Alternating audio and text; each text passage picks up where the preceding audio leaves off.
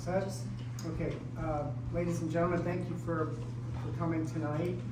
We've got a very full agenda, and we appreciate all the interest and the input from all of you.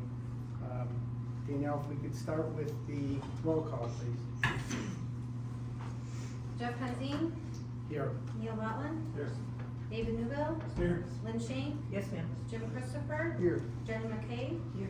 Angela Willis. Here. All right, first with the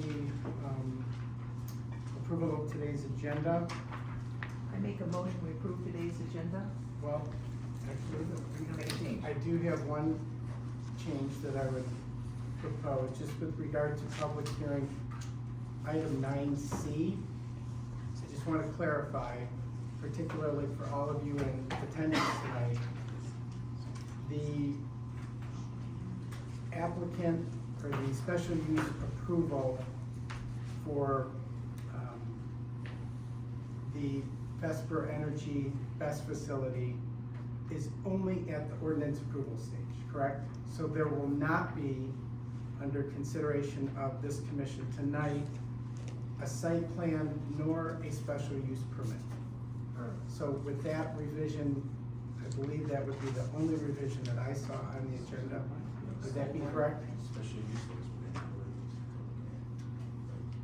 The exception for special use is private.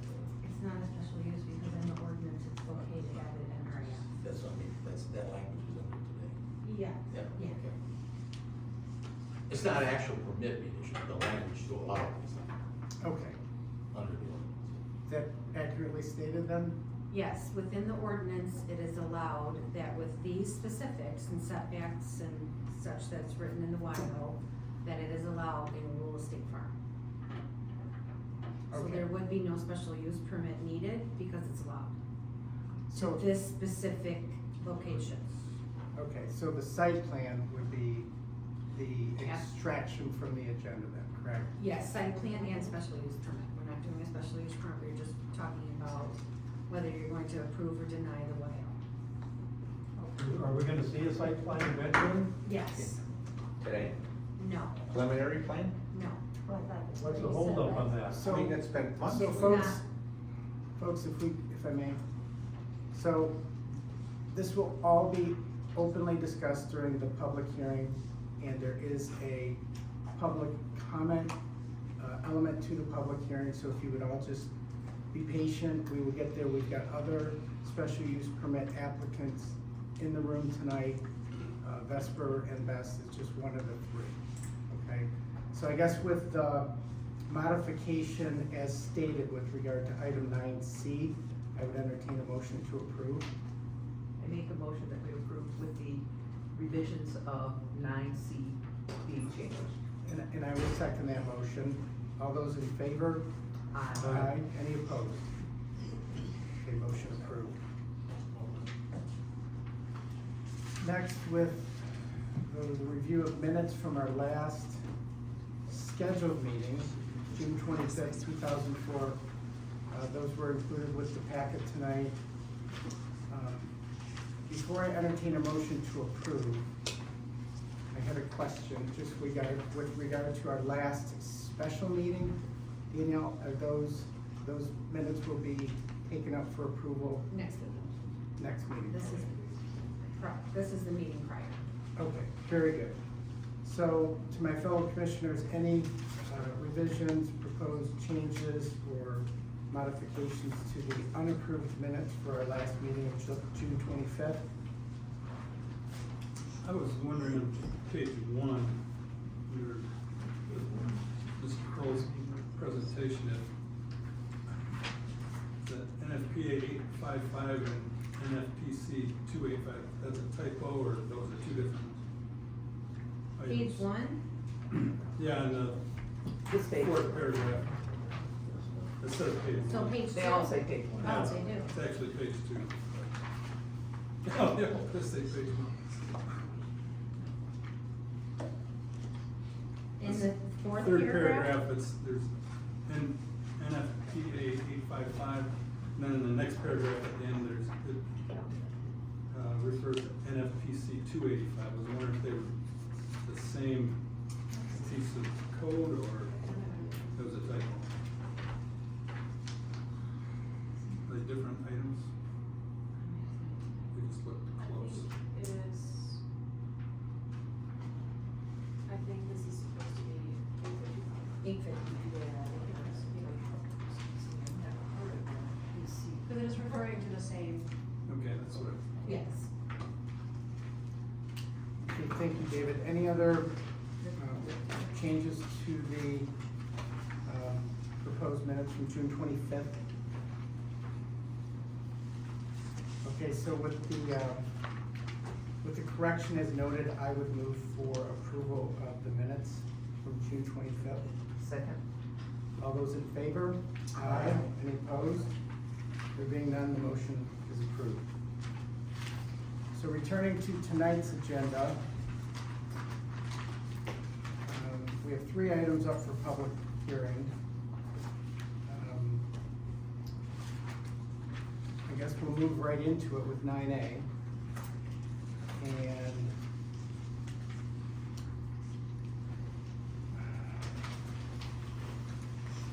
I believe at this time I would entertain a motion to open public hearing for that agenda item, correct? Yes. I move that we open the public hearing on, PH 24-0005, Board of Commissioners, for the special use permit for the Renaissance Festival, changing of time. I would second that motion. Any opposed? Or I should say, all in favor? Aye. Any opposed? Thank you. Okay, we're now into public hearing with regard to the Renaissance Festival's recommended or proposed revision to the special use permit. And Chip is here tonight. Yes. Chip, if you would, please introduce yourself. Good evening, Chip Schultz, General Manager of the Michigan Renaissance Festival. After giving some consideration to the continuing MDOT project, we're all probably suffering from it, we live near Dixie Highway. We came up with an idea that if we opened at 9 o'clock versus 10 o'clock, that we'd be able to stretch out the traffic and not have traffic build up on Dixie Highway. We had a great year last year, knock on wood, and I'm hoping to continue that same thing this year. We still have elite parking, the sheriff's office, so we've made no changes to the way that we did things last year. Everything should be the same as put in place again this year. The only difference is that variable of the NDOT project is taking place on I-75. There's a couple of things that we're also doing. I'm having street signs made up that I'm gonna talk to Chief Mason. I wanna put the first one right at Grange Hall and Dixie, so that when you're coming north on Dixie Highway, I wanna have one sign that says through lane on the right, festival traffic on the left, just to kind of get it started early. I would love to put it south of Grange Hall Road, but if any of you have traveled Dixie Highway in the last 6 months, you can barely make a left-hand turn on the Grange Hall Road, so I don't wanna back any of that traffic up by saying festival traffic, use left lane south of Grange Hall Road. So the premise of starting at 9 o'clock basically comes down to getting some people out early, getting them to leave early, which will allow us to have continuous open parking spaces and have a nice flow of traffic and get those cars off the Dixie Highway and try to avoid that MDOT congestion that I'm sure is gonna happen, but we're gonna do everything we can in our power to get those cars off the Dixie Highway and out of that traffic flow, so. Well, I can appreciate the, I don't know, the initiative, because it is a problem, and I personally, just knowing how the traffic volumes have increased so substantially on Dixie Highway, the thought of the festival being overlaid with that traffic is a mounting concern. And as much as I hate to say it, and if you haven't been following the schedule that they're doing, opening weekend of Renaissance Festival, there's a complete shutdown of I-75. In the Clarkston Dixie Highway exit, so all of Dixie Highway is being diverted, all of 75 is being diverted up Dixie Highway. But luckily for us, that's our opening weekend, which tends to also be our slowest weekend, it's Dream Cruise weekend, back to the break, so We're gonna see some heavy traffic volume on Dixie Highway this day, but I'm comfortable with the way that we have our system set up, with traffic off. Chip, just a couple quick comments. I know we've reviewed this with the board before. After all the updates you did last year, traffic flow off Dixie Highway, traffic flow on and off Perryville, just maybe give us just a quick heads up on how all that went with your new changes, the 3 Mile Road and that type of Actually, it stuff. went really well. We were getting, Jim, do you remember what I told you per minute? I think I told you after the season. I You have the would ask. presentation, but I can tell you it was favorable, more than, which means nothing more than I Yeah, thought. we had the drone, that you guys recommended last year. We did have the drone flying every day, so we were able to observe traffic. I think on our busiest day, we just touched Groveland Oaks, but that only lasted for about a half an hour, 45 minutes. And then going north, we were just past Shannon Enterprise for fasteners. And again, that was for a very short period of time as well. So we were able to get, I think it was somewhere around 40, I wanna say about 40 cars per minute. We were able to get off the Dixie Highway. Because of the way that we designed the traffic flow, we're putting 3 miles of traffic onto the festival grounds before you're even parked. So that was a huge help for us in getting to that point. So I think that answered your question. And any comments about Perryville? We getting the So Perryville residents was on and very off nice, Perryville? we were able to get the cars, the people off, we're changing the color of the sign this year, or the flag, to a brighter color, so that, we used white last year, and I didn't really like it, because a lot of people traveling have Detroit Red Wings flags that are white, or other white flags, so I think we're going with either neon green or bright orange this year, so that the sheriff's office and people will be able to see that that is an actual resident, not just a, someone driving by. We're also gonna be putting the signs back out, and the neighbors who want them, that say no parking on Perryville Road, violators will be towed at owner's expense. I think that really worked well last year. We didn't have any complaints of cars being parked on Perryville Road last year, and I was monitoring that traffic as well. I grabbed a golf cart and run Perryville Road on the busy days, so it worked really well last year.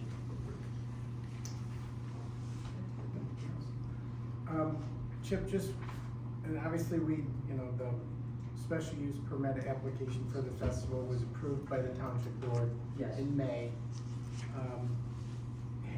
Would this proposed change have any impact on township resources? And when I say that, would this cost the township more money as far as first responder availability? Any measures that would be modified from our understanding of the special use permit approval back in May? No, so, like, take the sheriff's office, for instance. I had a 3-year contract with the sheriff's office that already had a set amount of money that we were gonna pay every day. I've already talked with their finance manager. At the end of the year, we're just gonna do a reconciliation. We are bringing in the deputies an hour early as well. The fire department, I believe I've already talked to Sergeant Mylar about this, and Chief Mason and I just had a conversation before the meeting started. We're gonna do the same with them. We're gonna bring them in a little early, but we'll do a reconciliation at the end of the season and make sure that they're paid exactly what's the forfeit that is owed to them for doing the job. Okay, so I guess just to simplify that, there will be no additional expense No. incurred or borne by the township because of this change? No, none whatsoever. Thank you. Anyone else? I have a question. Chip? Yes, sir. Sorry, guys, I'm losing my voice today. When you say 9 AM, activities will start at 9? Yep. Okay, so then we would expect early people to get there 8:15? I'd say probably 8:30. Okay. That's it, I just needed the clarification, thanks. Any other comments or questions from the board? Any members of the public have questions or would like to offer comments on this particular issue? No? Okay. So I believe at this point I would entertain a motion to close public hearing and we can take a vote. I move we close public hearing for PH 24-0005, on a special use permit for Michigan Renaissance Festival, time change. I second it. Lynn, second? Okay, all of those in favor of the motion, as stated, please say aye. Aye. Are there any opposed? There being none, motion for, special use permit is here. Thank you. All you do is So close that the would public be, that hearing. would be withdrawn. You're right, Special use permit. you're right. Not so fast. Yeah, okay, so we're out of public hearing. At this point, I would entertain, I guess, a vote regarding approval or denial of the special use permit for the Renaissance Festival. Just the time change. This is Time time. change, Just the time change. just the time change. Okay, so all those in favor? Motion, I think motion, you made a motion. I'll second it. He made it. I think you wrote these down. Okay, who second? Yes, sir. Lynn? Okay, all those in favor of the motion as stated? Aye. Aye. Are there any opposed? None? Okay, so the special use permit approval is approved. She wrote it down.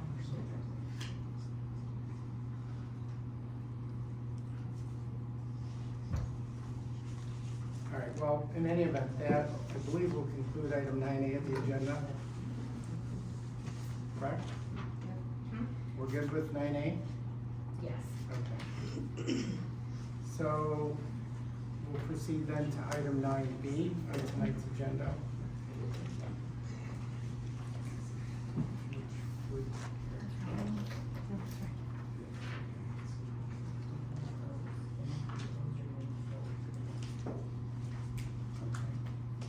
All right, so I'll just go ahead and make a motion to open public hearing for PH 24-0006, regarding, special use permit SU 24-0002. Too many zeros. Second. Second by Lynn. All those in favor of moving into public hearing, please say aye. Aye. Any opposed? Okay, there being none, we're in public hearing. So, this special use permit request, the applicant is Rotten Manor. And are the representatives of the applicant here tonight? Yes. Your name, sir? Wally Proof.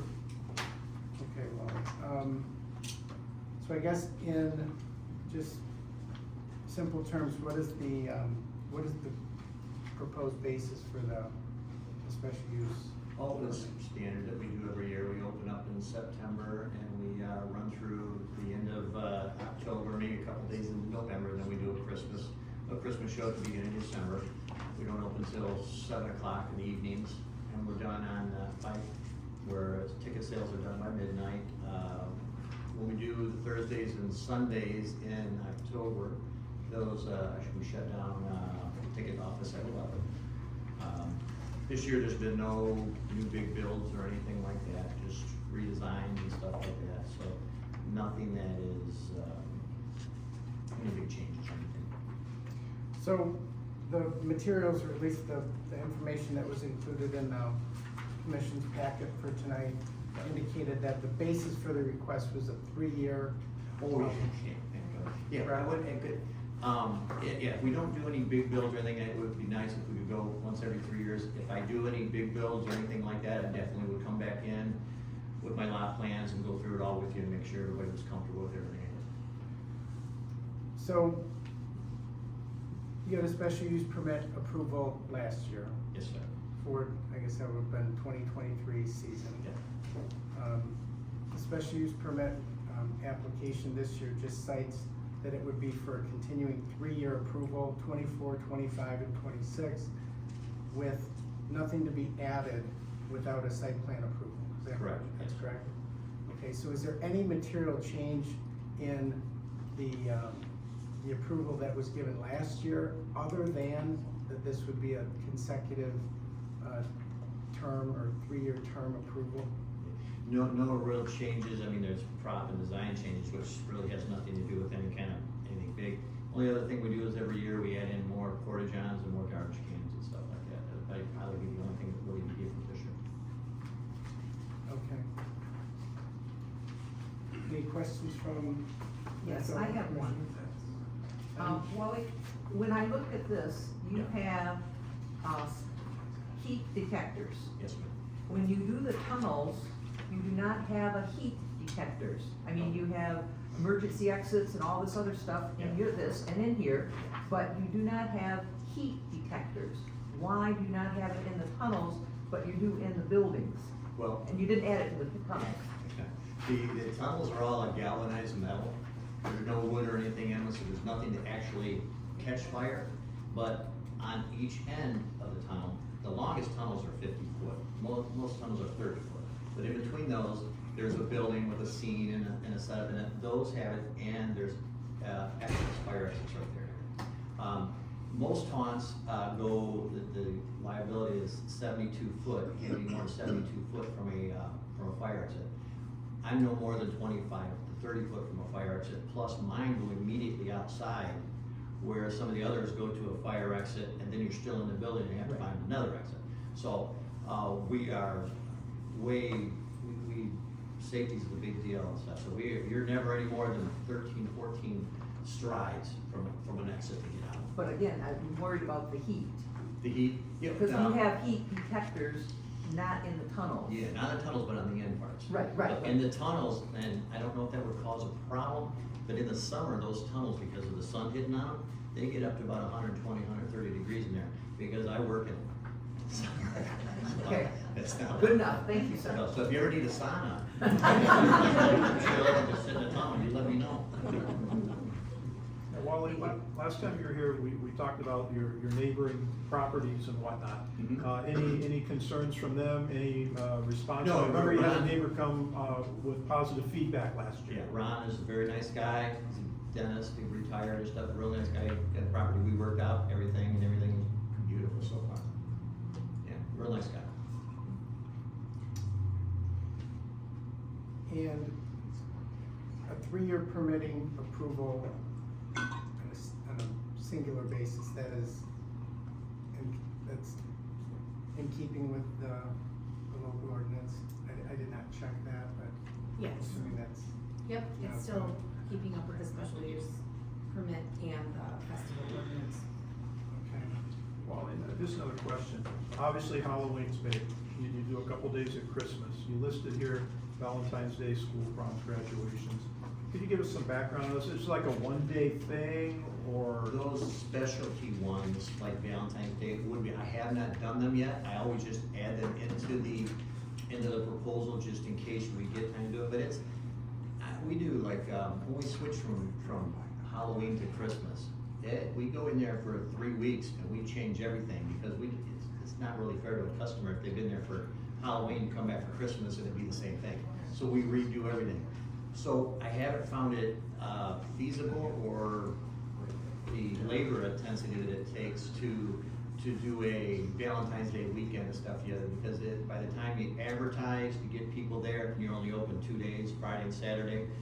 So far, it doesn't look like, for me, in my situation, because I'd have to change the whole thing to Valentine's Day, that it is we haven't gone down that road yet, but I just always add it into there in case we decided to do something like that, we're available to do. So if you did Valentine's Day, it would just be a 2-day, not multiple weekends? It's a 2-day thing, unless you think I could run it 2 weekends in there. I'm just trying to get your thoughts on it. So we Yeah, I want understand. your thoughts too, and how do people when they celebrate, Valentine's Day, would they do it? Would they have the option of 4 days, would that be better, I don't know. But it is a lot of work to change the decors and put it in that kind of atmosphere. Right. I just have a kind of an odd question, Wally. Sorry, I'm on. If the request was just for a 3-year permit approval, 24, 25, and 26, what was the there were a number of diagrams and schematics provided with the I always special use permit. provide those with me, and Danny also has a good idea too. Those are just to show you where the exits are at, the lighting, the fire extinguishers, the heat sensors. It's just so that you, the township, and everybody has a record every year of where the emergency stuff is at. Okay, very much That's, appreciated. that's reviewed by Chief Mason or? Oh, yeah, they've been through. Fire. Yeah, and they're always through, they start, usually a month before we open up, and they come in and they bring big groups, and they go through and we explain everything to all the firemen, the, fire department and everything, and they check everything out, and then make sure everybody's comfortable with what's going on. Okay. Any comments or questions from the members of the public here, who are here tonight with regard to Rotten Manor's application? No? Well, thank you. So, a motion to close public hearing. I'll make the motion. Is that sufficient, Danielle? Okay. All those in favor of closing public hearing, please say aye. Aye. Any opposed? No. Okay, public hearing is now closed. Is there any other comments from the commission before we take a vote? Okay, at this point, I would entertain a motion to approve or not the special use permit application of Rotten Manor. I would like to make a motion to approve public hearing 24006, approval for the 3-year special use permit for Rotten Manor. I'll second. Okay, all those in favor of the motion as stated, please say aye. Aye. Any opposed? Okay, there being none, the motion is approved. Well, thank you very much. Thank you, I really Mr. appreciate it. Fruit. Thank you. All right, returning to the agenda, item 9C. 9C is for the recommended approval or denial of the workable and compatible ordinance for Vesper Energy. So I'll make a motion to open public hearing for page 24-0007, regarding workable and compatible ordinance site plan and special use permit for battery storage facility located on parcel ID number 02-32-351-004. Second. Lynn second. All those in favor of moving to public hearing, please say aye. Aye. Aye. Any opposed? There being none, we're now in public hearing. So, there were, I guess I'll start with the consultants or experts who are here tonight. We have a lot of materials we went through.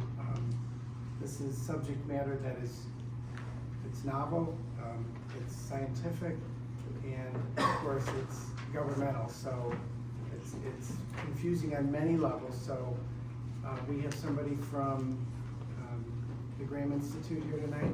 Yes, your name, please. My name is Madeline Kroll. Should extend up.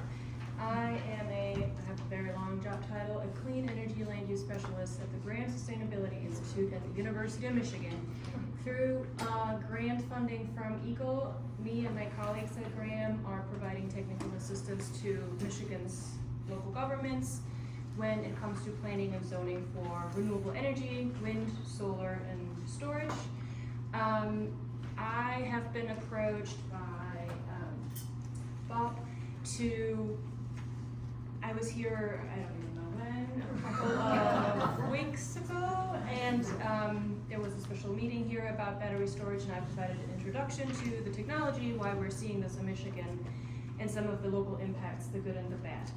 I also presented again at, I think it was I don't know if it was a regular or a special planning commission meeting a few weeks ago, and I'm just here today to answer any potential questions. I was asked again by Bob to provide some comments, because that's what we do, for communities and trying to assist them, provide comments to an ordinance draft, which I have done and submitted. So Madeline, thank you Yes. for being here, it's appreciated. Also, Will, if I could ask you to, please introduce yourself, on behalf of the township. Sure, sir. Commissioner, I'm William Hassler, the township attorney, and I've looked at the excellent material that Mr. Kroll has submitted, and this is a novel concept. It's very interesting, and this technology does change, and there's a viable, workable, incompatible ordinance, which is different from what the state statute is proposing. Municipalities, except if they're going to be working with the Michigan Public PSC. Yes. And the township, as I understand it, is contemplating a workable and compatible ordinance, which allows for some flexibility, adopting a lot of what the state is proposing with some special features that the developer, Vesper, is, as far as I understand, agreeing to. So all indications are that it's a very positive, dynamic, working relationship, and I'm personally interested in learning more as the ordinance takes shape. I looked at some of it; it's not in a shape that I totally see the entire thing. Right. But anyway, I'm here. Thank you for being here, Counselor. We appreciate your attendance here tonight. And then, most importantly, of course, we have the members from the applicant here in attendance, I believe. Yes, if you please stand and introduce yourself. Hello, Jessica Anderson with Vesper Energy, a lead developer on what we are calling the Woodson Energy Storage Project. Here with me tonight is my colleague EJ Fife. Hi, I'm the community affairs manager. I would have met you all last time, but my flight got canceled. So but I flew in a day early just to make sure I'd be here. Nice to meet you all. Thank you both for coming. We will have questions, I'm sure, for you very shortly. I don't know how we want to, they say the only way to eat a whale is one bite at a time. So I will kind of turn it over to my fellow commissioners with regard to anyone who wants to begin our discussion, our questions regarding the ordinance as it currently exists. Madeline, thank you. Regrettably, your information that was supplied after having a chance to review the working edition of the ordinance, it was packed full of feedback and information. And as far as the subject matter, I read through the materials and I consider you the expert, so having your insight was invaluable, okay? But obviously it breeds a lot of questions. But what I would like to start with, Will, if I could go back to you, and if this is not permissible, this is just how I believe we're gonna kind of all come to appreciate and understand what is before us here. But Will, if you could kind of walk us through, in a very general, kind of high-level sense, the process and where we stand statutorily, and I don't mean to kind of put you on the spot here, but the Public Act 233 has a process written into it, and I've read it many times. It is full of legalese. It's confusing even to a lawyer. But if you could just speak to the process generally, where are we currently at, so everyone here tonight has a clear understanding, if you would. Right, so, Act 233 is one of the companion bills of the state of Michigan. The legislature enacted because it's important to the state to create and cite these energy resources, and in this case, a battery energy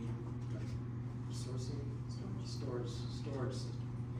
And so this act identifies the importance of that process, and it proposes a skeleton of an ordinance in a community that is receptive to a siting to work through, but it also provides, in the event that a community is not inclined to want to welcome a project like this, for the developer who concludes that it needs to have its location in this community, the state essentially can preempt any local regulatory objections. So every community in Michigan is faced with either fighting the MPSC and a developer that wants to come into their community and create this energy siting project, and run the risk of just being steamrolled by the statute and the state and the developer,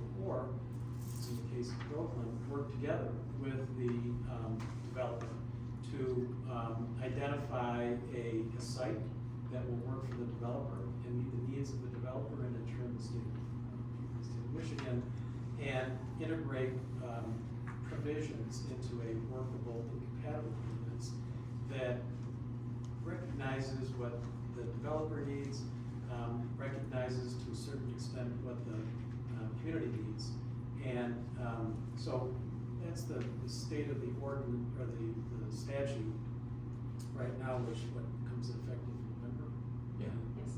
Yeah. And so we're getting ahead of that process by this process, and which is responsible, it's the appropriate thing to do, and crafting the workable and compatible ordinance that has been started, and there's been progress now. But so what is going on right now is the natural evolution of an ordinance which recognizes the interest of this developer from Texas that has this project, which is, I don't know, it's cutting edge, but it is scientific. It is something that is storing energy in lithium-ion batteries, big ones, in a facility that looks like a warehouse, and in a large footprint that will provide an opportunity to store up to like 300 megawatts is that, in this facility, and allow the township certain rights to regulate noise, hours of operation, traffic in the area, certain things that are not incompatible with the developer, and realize some benefits to the township in return. So in this Act 233 recognizes that flexibility to the township. So that's where we're at right now. Okay, thank you.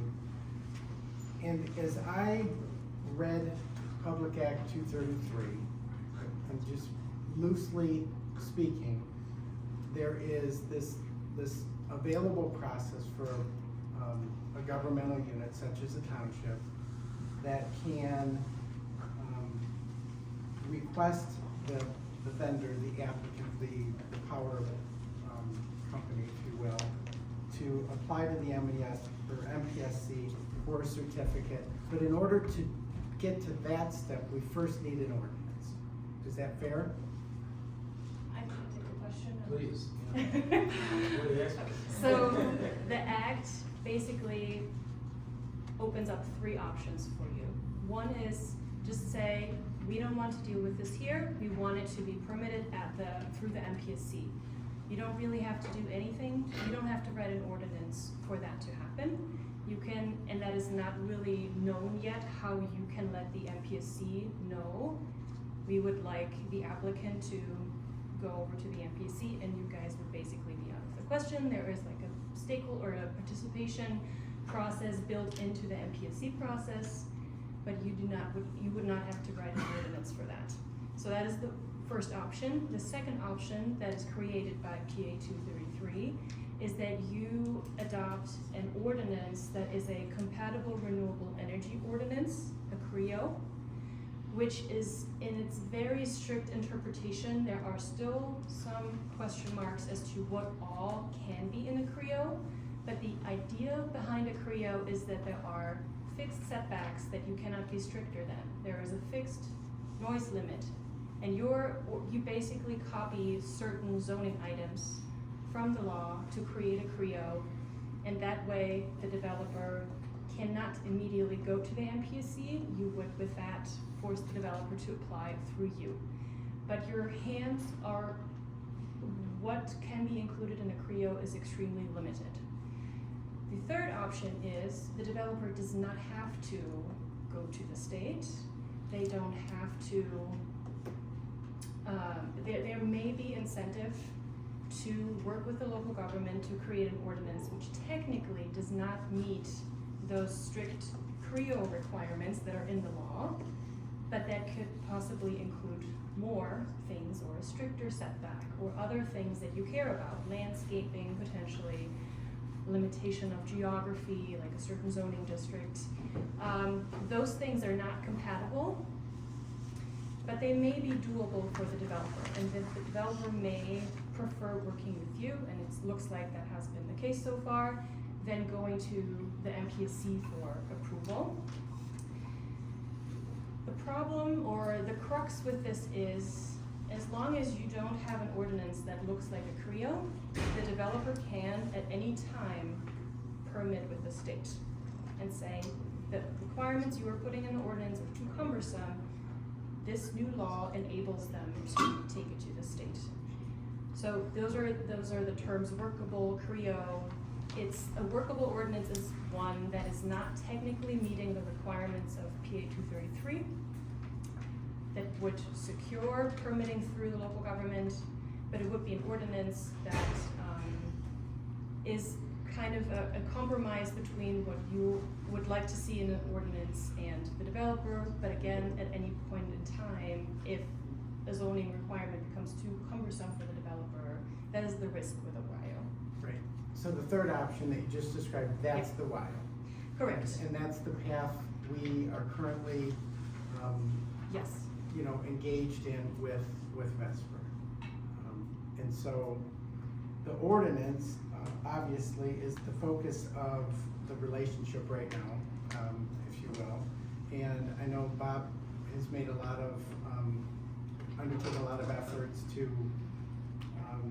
negotiate and broker some concessions, if you will, or some agreement from Vesper.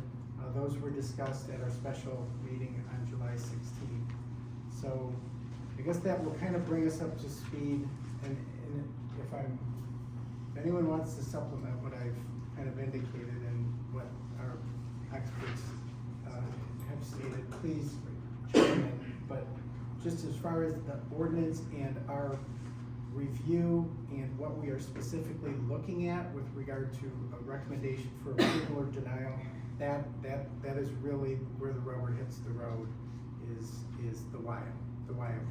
So, and it is, there's no guarantees. I understand the way the law operates. There's, you know, the vendor could go to the state if they become just enchanted with the ask, if you will. But so far, that's not the case. So, so if I could solicit or request some input from my fellow commissioners at this time regarding feedback on the ordinance. I make a comment?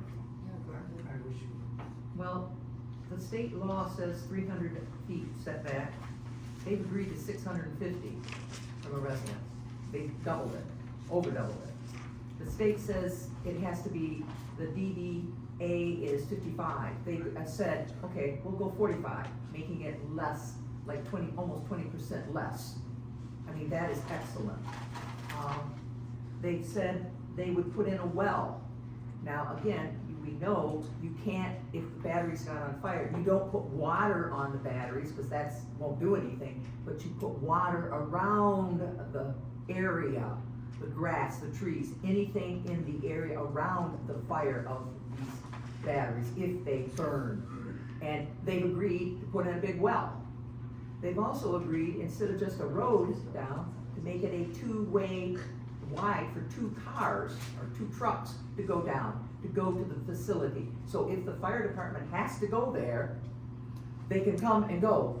But again, the well is there with water, but then they can bring in even more water. But again, you will not put the water on the fire, because as you know, you can put a battery car in a lake and it'll still burn, because it generates its own oxygen. I mean, I was impressed with that. Then I looked at the cost of removal.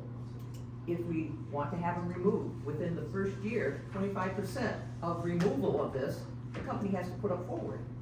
After 5 years, 50% to clean this mess up. You know, the batteries are no longer used.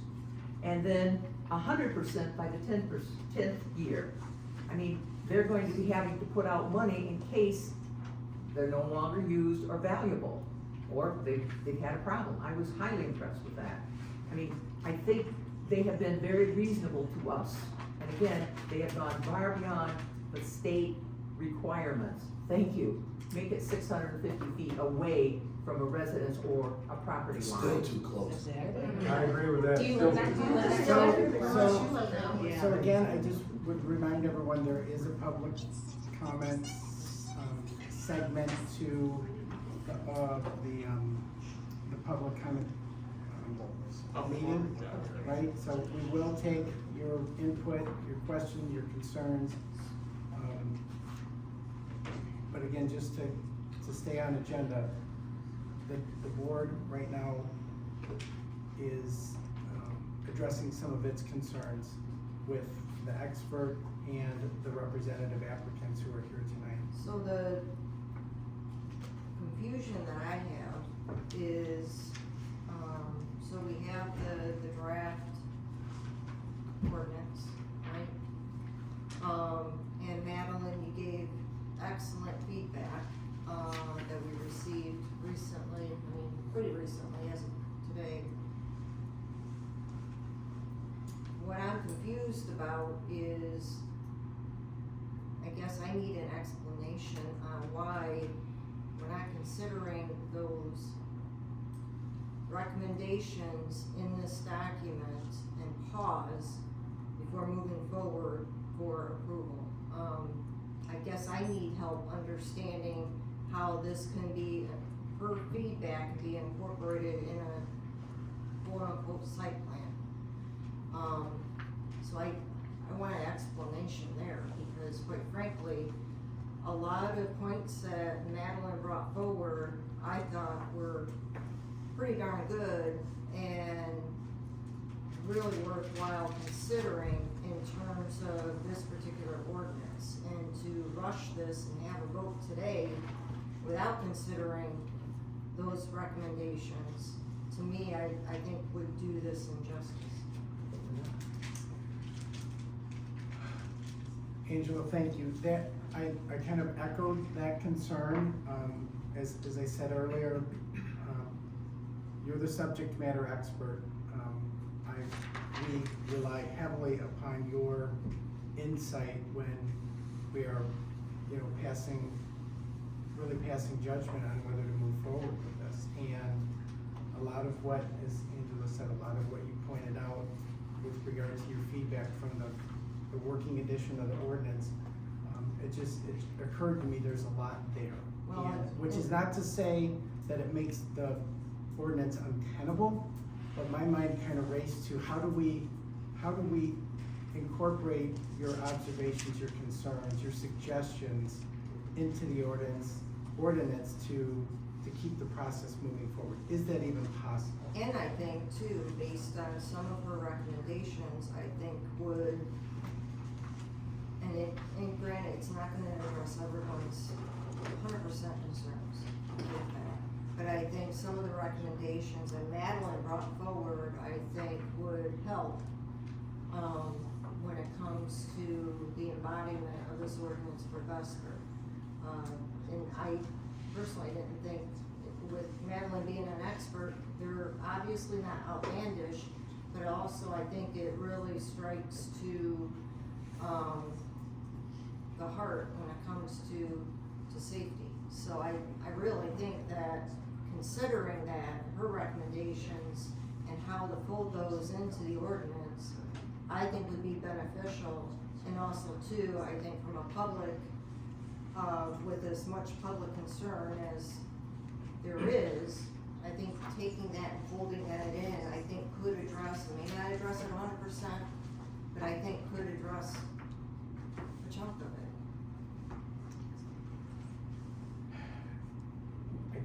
disagree. And I think there are some observations that you pointed out that are already kind of baked into the statute, and which is kind of integrated with, in with the ordinance. But there's other components, that kind of would be dealt with at the appropriate time, right? And so that's where the challenge comes in. Are we, I don't like to move with haste, and, but I'm mindful of the interests, I'm mindful of the process that still awaits. I'm appreciative that Vesper's here tonight. You know, you can't ask for more than at least a workable partner when you're considering issues like this. So it made a struggle even a bigger struggle, I'll be honest with you. So, yes, if you would, is it EJ? Yeah, it's EJ. I just would really like to clarify what the exact question is in regards, because I was not here last time, so I guess what exactly is the question that's giving you worry? Well, I think, and I may be wrong about this, Bob, if you could offer your input. But there's been a lot of work done on the ordinance. But to my knowledge, Madeline, and I deem her the subject matter expert that at least I look to for insight on the issue, other than my own research. But as of today, that was the first time that I was given the benefit of her review of the ordinance as it exists. And in my mind, she made a lot of observations that raised additional questions, not surprisingly, because she's the expert. So I was confronted with the issue of timeliness, like, these are significant concerns in my view, but maybe given other viewpoints, they're not as lofty as I fear. Bob, if you would. Just to let everybody understand what happened, we've had a continuous set of stuff going back and forth and phone calls to Madeline. The corrections that you got today are the ones that I got this morning. Okay, and I don't have a big dispute with it. If I were to say I wanted to break it down into a couple of categories, some of them are errors where she said, oh, you have this line in there, it really doesn't even apply to batteries, you can just strike it out. There's some of those kinds of cleanup marks. They don't hurt anything, but they should be cleaned up. Some of it is suggestions on how we could enhance the language for the decommissioning of it. And I agree, we were taking what we were given originally, and they made some enhancements to it, but again, I didn't get it until this morning.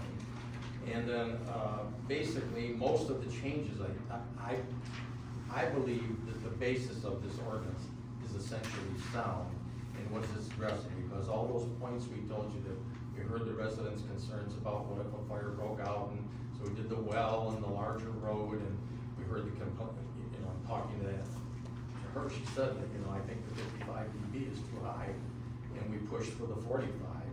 And those changes that we made, and we had them move the facility as far away on the property as they thought they could to accommodate the maximum distance. If I remember correctly, on one of the drawings I saw, I think the 650 is actually something like 657 or something now. 675. 675 now, when they scaled it. And the rest of them, I think, were about 1,200 feet away. So it's a matter of where the several homes closest to it are in relation to it, and where Vesper felt they could move to accommodate us. And they're all significantly higher. So my comment is this: I think the essence of the ordinance is, as we've stated, and is a workable, incompatible ordinance. And the reason we chose that is so we could have standards which exceeded the state guidelines under other two options. Or we would be back to the 55 dB and 300 feet. And so I think most of those changes, and I suggested to Madeline that possibly tomorrow we could have a lengthy call where we go through hers. I could identify which of those are really things, because some of them are, normally when we do an ordinance, we don't publish in the ordinance all the things that are in NPF 855 or any other NPF. The fire chief looks at that stuff, he's familiar with it, and we change them automatically as the ordinances get updated. So some of what's in here, I think, is not necessarily for the ordinance, but should be referenced perhaps a little different. Some of it is minor textual changes, and some of it is, I think, some enhanced language they came up with on the decommissioning is the main one that I caught. And so I think if I had, because part of the problem is we play phone tag a lot on this stuff. I would say if we had a lengthy call, that we could probably iron out the language in a cleaner form to accommodate the valid changes that need to be in there. But I think that is the essence of the ordinance and what you covered at the last meeting when we said, these are the enhancements we did. That's all there.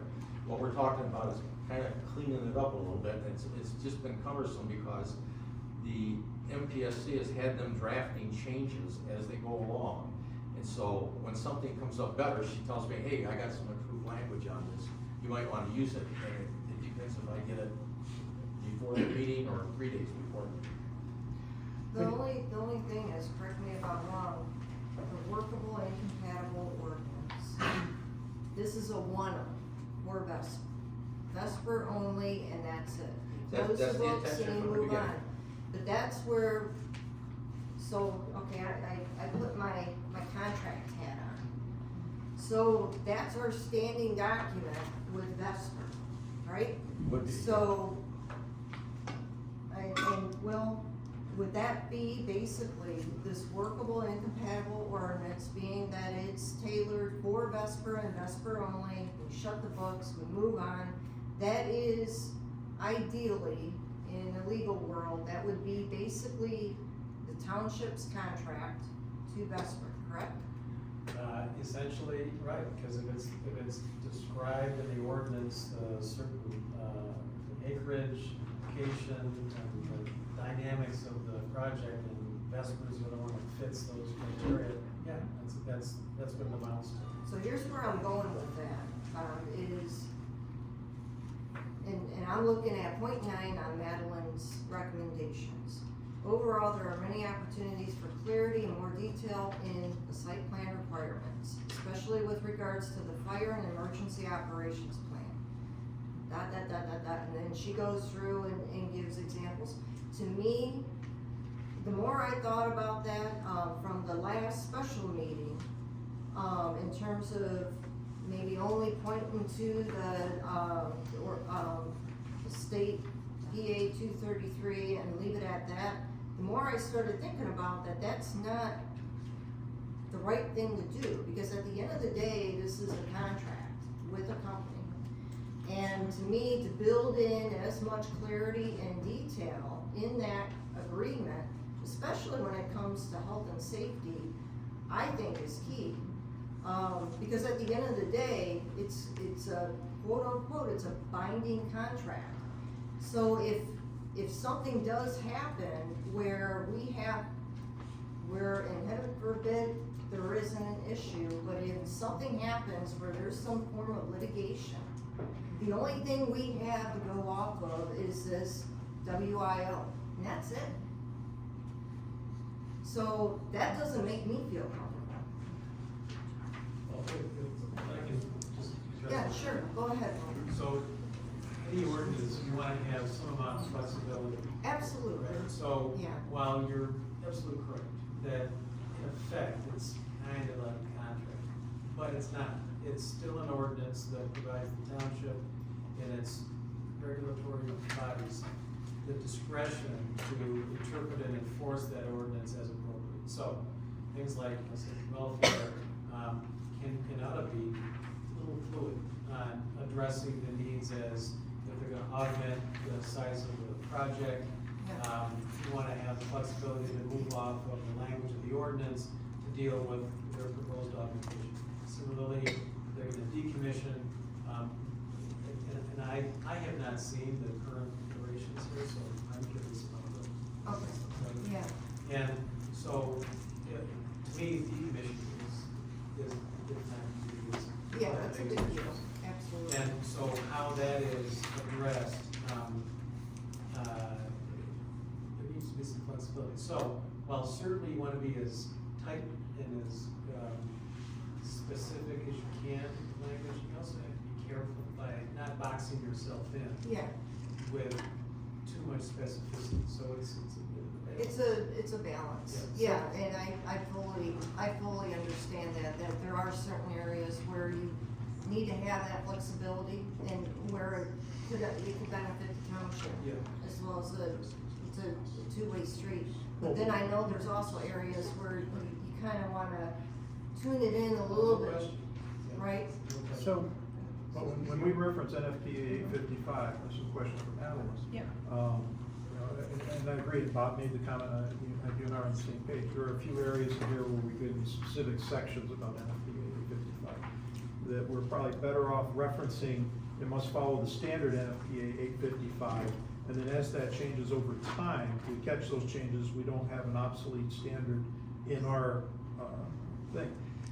If including everything that's included in NFPA 855 from a safety standpoint, obviously that should drive what our requirements are. And as the state updates that, it has to follow that.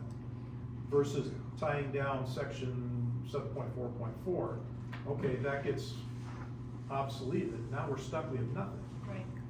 And I think, so there is certainly some duplication in like the language that I suggested, where I make references to certain sections in the code or certain documents in the code.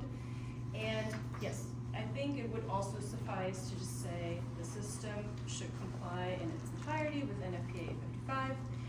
The reason that I suggest these things is that you all know what you should expect from the developer to be submitting to you.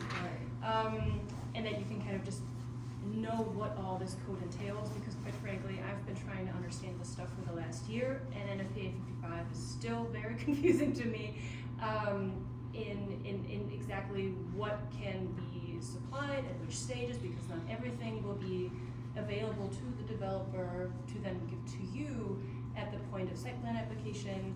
Some things are only available, like a commissioning report is required by NFPA 55, and that can only be submitted after it's constructed.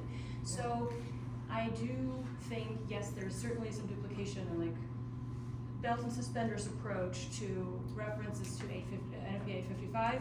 I do also want to just quickly, the fire and emergency response plans that I suggested are inspired by what currently, so the MPSC is now charged with permitting these with projects that are supposed to be permitted at the state, and the MPSC is still developing guidance as to how they interpret the law and which documentation they will require from the developer, what the fees are from the developer, all those sorts of things, and that is not final yet.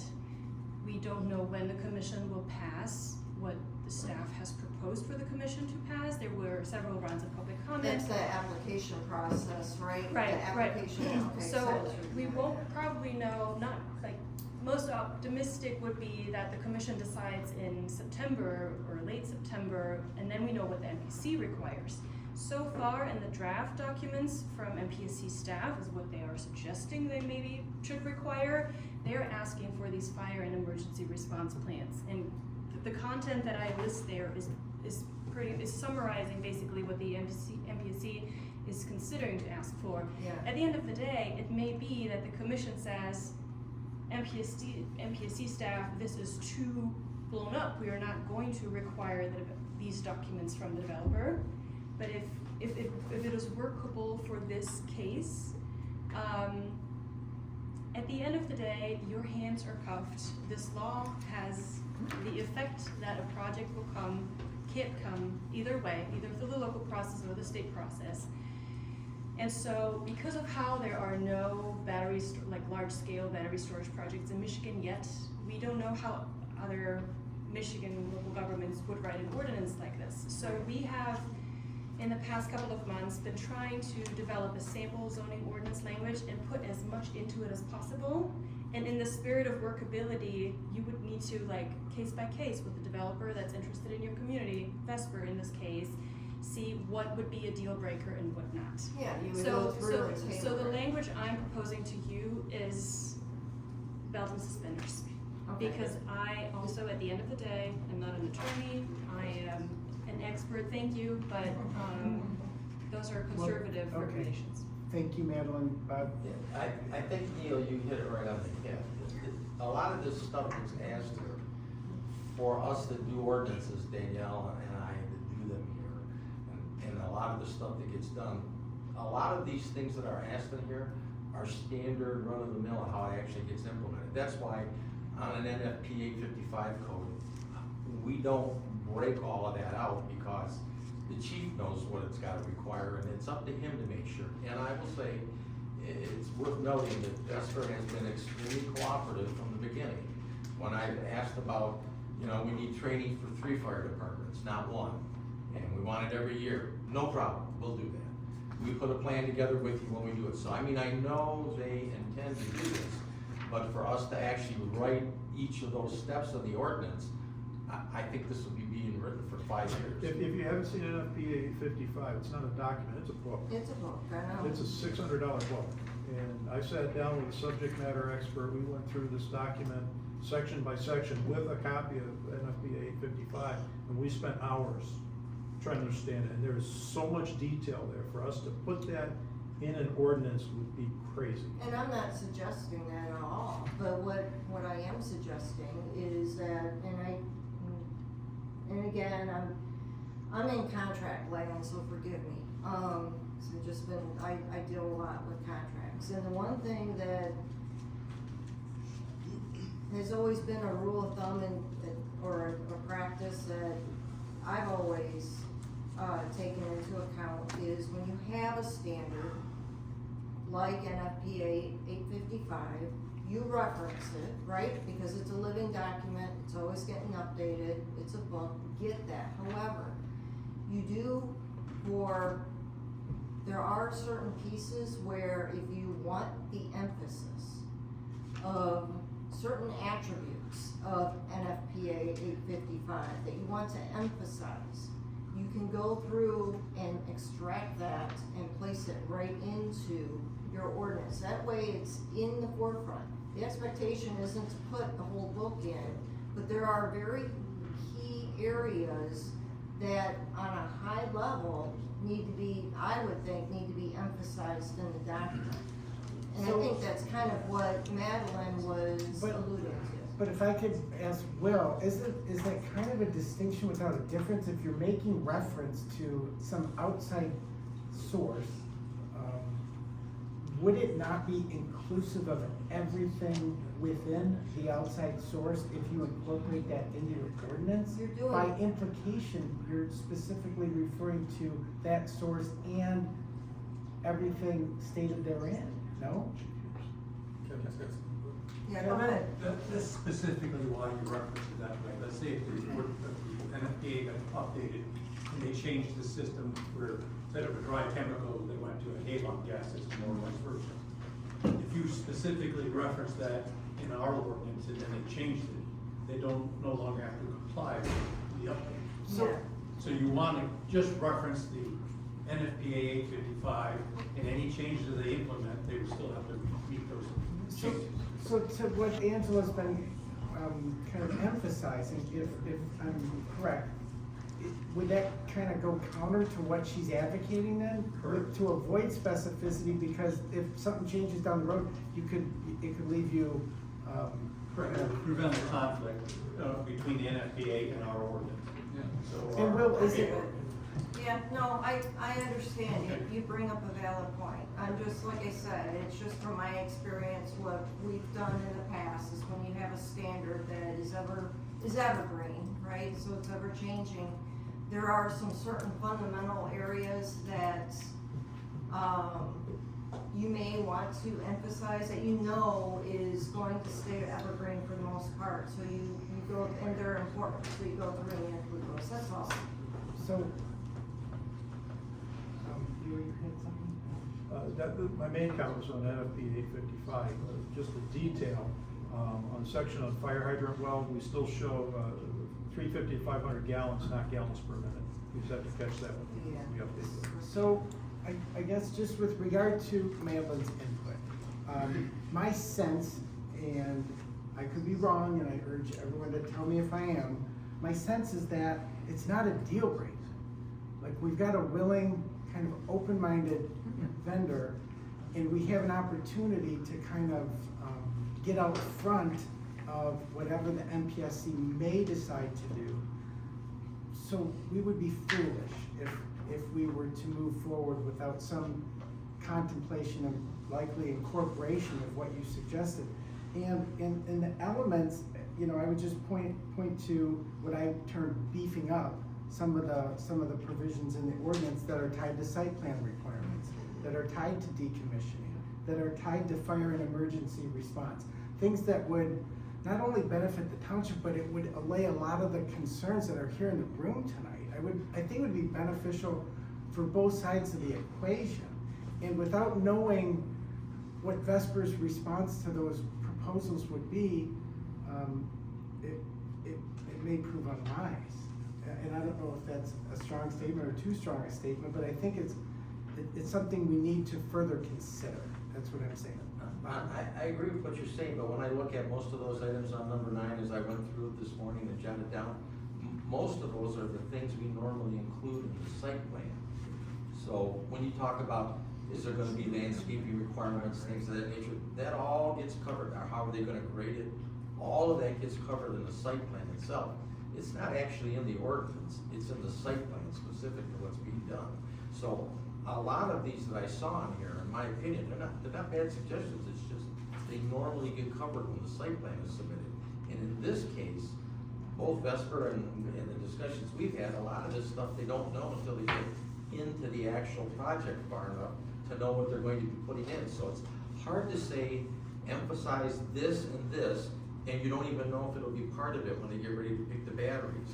And a lot of it is just this, you know, I know for somebody who doesn't look at it all the time, but Danielle does this all the time when we get site plans. And all this, how are they gonna grade it? Where's the water runoff gonna go? That all goes to an engineer that reviews it. It gets documented on a site plan. All of those things get laid out before it's done. And that's how we end up making sure the plan gets implemented correctly. But it's not actually in the ordinance. It just says you'll comply with whatever it is we're doing. It's the review on the site plan that has some nuts and bolts that you put in there to say, make sure this gets done. It's just the way it's always done, and I honestly, I don't know a better way to do it than that. And in this case, especially where we don't know exactly the configuration of everything that's going in yet, because Vesper has said repeatedly, a lot of that stuff, Bob, we can't tell you until we're a year or two into it, and we actually decide who the battery manufacturer is gonna be, and then we'll know. And when they do that, they have to give it to us. A lot of the changes that are subsequently made are because we were very clear, at the beginning, they wanted to have some leeway to go from 300 to maybe, I don't know, 600 or something. And I said, you wanna do that, you either build it as a 600 megawatt site today, and then you can add units later and just pull permits for it, or you build it as a 300 megawatts facility today. And then if you wanna make a change in the future, you come back to the planning commission with a whole new site plan, and we go through it all over again. Even on changing componentry out, that's typically, it's the same thing we do with the cell phone companies that are in the township. They call us up and say, I'm putting some new application in, or I'm changing out something on my antenna, what do I need? You need electrical permits, because it's got some electrical requirement in it. They would have to pull permits to make changes like that as a normal course of business. That's how we kind of stay on top of it, and it would be a chance to let the fire chief know, well, they're changing these batteries, I don't know if it makes a difference, but you need to look into it. That's the stuff that actually gets done automatically on virtually every site plan. Any other comments from my fellow commissioners? Bob, I hear what you're saying. Will, is there an option, given the information that was made known to us today, and that seems unfortunate, but I'm just asking generally, is there an option that would preserve the issue and allow the integration of some of the comments that are not redundant and already addressed to be specifically woven into the existing draft? Well, Mr. Chair, I'm a little bit behind the eight ball. I've not seen anything put in, so I can't comment because I haven't seen it. But I have seen our prior iterations of some amendments, which I agree with some of the language, and I have some comments on other language. I'm a big advocate of what the chief was referring to, but to integrate statutes and regulations and other, guidelines without restating them, because you don't need to, because they do change, as the commissioner said. So we don't need to be overly specific when you're incorporating by reference, because they are, you wanna make sure you're, but do say that you can cherry pick those topics that are unique to your project, that are probably referenced in the ordinance, and I think also cross-referencing site plan ordinance and other compliance requirements is very important. But I also think you can absolutely pull out those provisions that are unique to the project, in this particular ordinance, and highlight them, underscore them, without restating the whole statute or regulations or ordinance. So it's just in the draft, and, so I'm sorry, but I can't comment on your proposals, because I just, or your requests, because I haven't seen them. Right. Well, I was just asking as far as the process and the hypothetical recommendation for approval. Given the situation, is there a means within the purview of the law that would allow that to go forward? Oh, I think so, yeah, the act, as I understand it, subject to being corrected by the expert, allows for a workable, incompatible ordinance that contemplates exactly what you're trying to do here now. With the cooperation of Vesper, and all indications are that it's a very positive, interactive process now. And so, yes, to answer your question, the workable, compatible ordinance is in process, and it's being reviewed, and the language that I think being optimistic will be achieved is something like 23 groups. So I don't want to jump the gun, and I just speak freely. Ignorance, I do apologize, but hypothetically, if there were a recommendation for approval, the WIO that we have in kind of working form tonight could be supplemented to incorporate the subject matter recommendations or suggestions from Ms. Kroll? Well, I'm not sure if these are supplement, I mean, use it as a format that would be reviewed and modified and supplemented. But could it serve as a basis for a textual change of the ordinance as it exists now? I believe so, yeah. I mean, it's a format proposed by the state that is being modified like any other ordinance, and so I don't know why it couldn't be conceptually considered and approved, subject to further review and revision. And obviously, the Vesper folks, EJ, Jessica, you've not seen it, you've not seen the suggestions? Yeah, I just got it when I asked, after I had asked the questions, but, for the most part, without committing to anything, we really want to work with you folks on this and permit this locally through you versus the state. That's really our goal. We're way ahead of the schedule in regards to how we would typically do this, just because we're trying to get this through three folks for that November 30th. So has there been any involvement between Vesper and the MPSC to this point? For this project? Correct. No, we've just spoken with your township locally, some of my other projects that I have going on, that's a consideration, but the goal for us is to draft these ordinances locally, just better relationship building and everything. We hope to be a long-term partner, so we don't want to just force our way in everything. We want to work with you guys and try to do the best possible. What's your choice, right? What's that? Is that why you would force your way in it? Yeah, you are your own cockroaches, you're just coming in and taking over. I'm just saying. Well, okay, let's. We like to think of ourselves as a community partner. We're a business moving into the area just like any other. We're gonna bring substantial tax revenue with us to this business as well, which will be very beneficial locally. Ma'am, we will give you a chance to comment, okay? Okay. I assure you. Oh, I'll wait for that then. Okay. Thank you, that is appreciated. Any other comments on the ordinance from my fellow commissioners? Jeff, I've got a question. Please go. And EJ and team, this may be on you. Say there's a catastrophic event once this is built. Let's pick a piece of the space station falls. I love that. Yeah. Do we have assurances through your surety, I would assume, that this will be decommissioned? In other words, I wouldn't call this a classic decommissioning or a rebuild.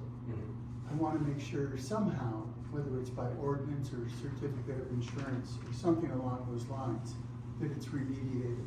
Yeah, I mean, for us, like I said, we're a business, so we'll end up signing a PPA contract. We'll be bound by a contract to produce this electricity at a certain level. So if something, the space station fell out, we have insurance, but also it behooves us to get everything up and running again so that we can fulfill our contract obligations.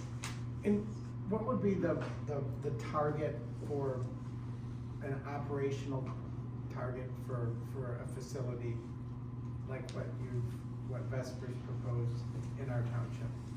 When you mean target, I guess. When would it be operational? Oh, operational Constructed? target, like actually when we're gonna build, 2029, I believe. 2029. Is our operational, yeah, that's how far, that's why it's kind of hard to give you guys some of those very, very specific things, because we don't, as Bob said, we don't know what vendor we're gonna use for that battery. And then just in the last 2-3 years, the technology has gotten so much better, so we anticipated. And you kind of beat me to my point in asking that question, because I know the technology is rapidly evolving, particularly with, as far as my research would indicate, with regard to mitigation of hazard, and, just things that are concerning, when considering, a renewable or a storage facility like this. So to think that, deployment is still 5-4 years down the road is somewhat reassuring to me, because the technology will have, kind of integrally advanced by that point in time, you would assume. Any other comments from the board? No? So I guess at this point, we could entertain some public comment. Is If that- I might, Mr. Chairman, I'm just curious, I think just we had a presentation, did you wanna go through that? That might answer some questions. Oh, we should I'm have. not trying to put somebody in the spot. No, it's. But I it's did all come right. in for us, I appreciate it, that's why I So was saying. I'm actually so sorry, Jessica, because I was not aware that you had a presentation. It's all good, Okay. yeah, no, this is, good way to facilitate discussions. Perhaps Danielle, I can just ask you to kind of thumb through the slides there.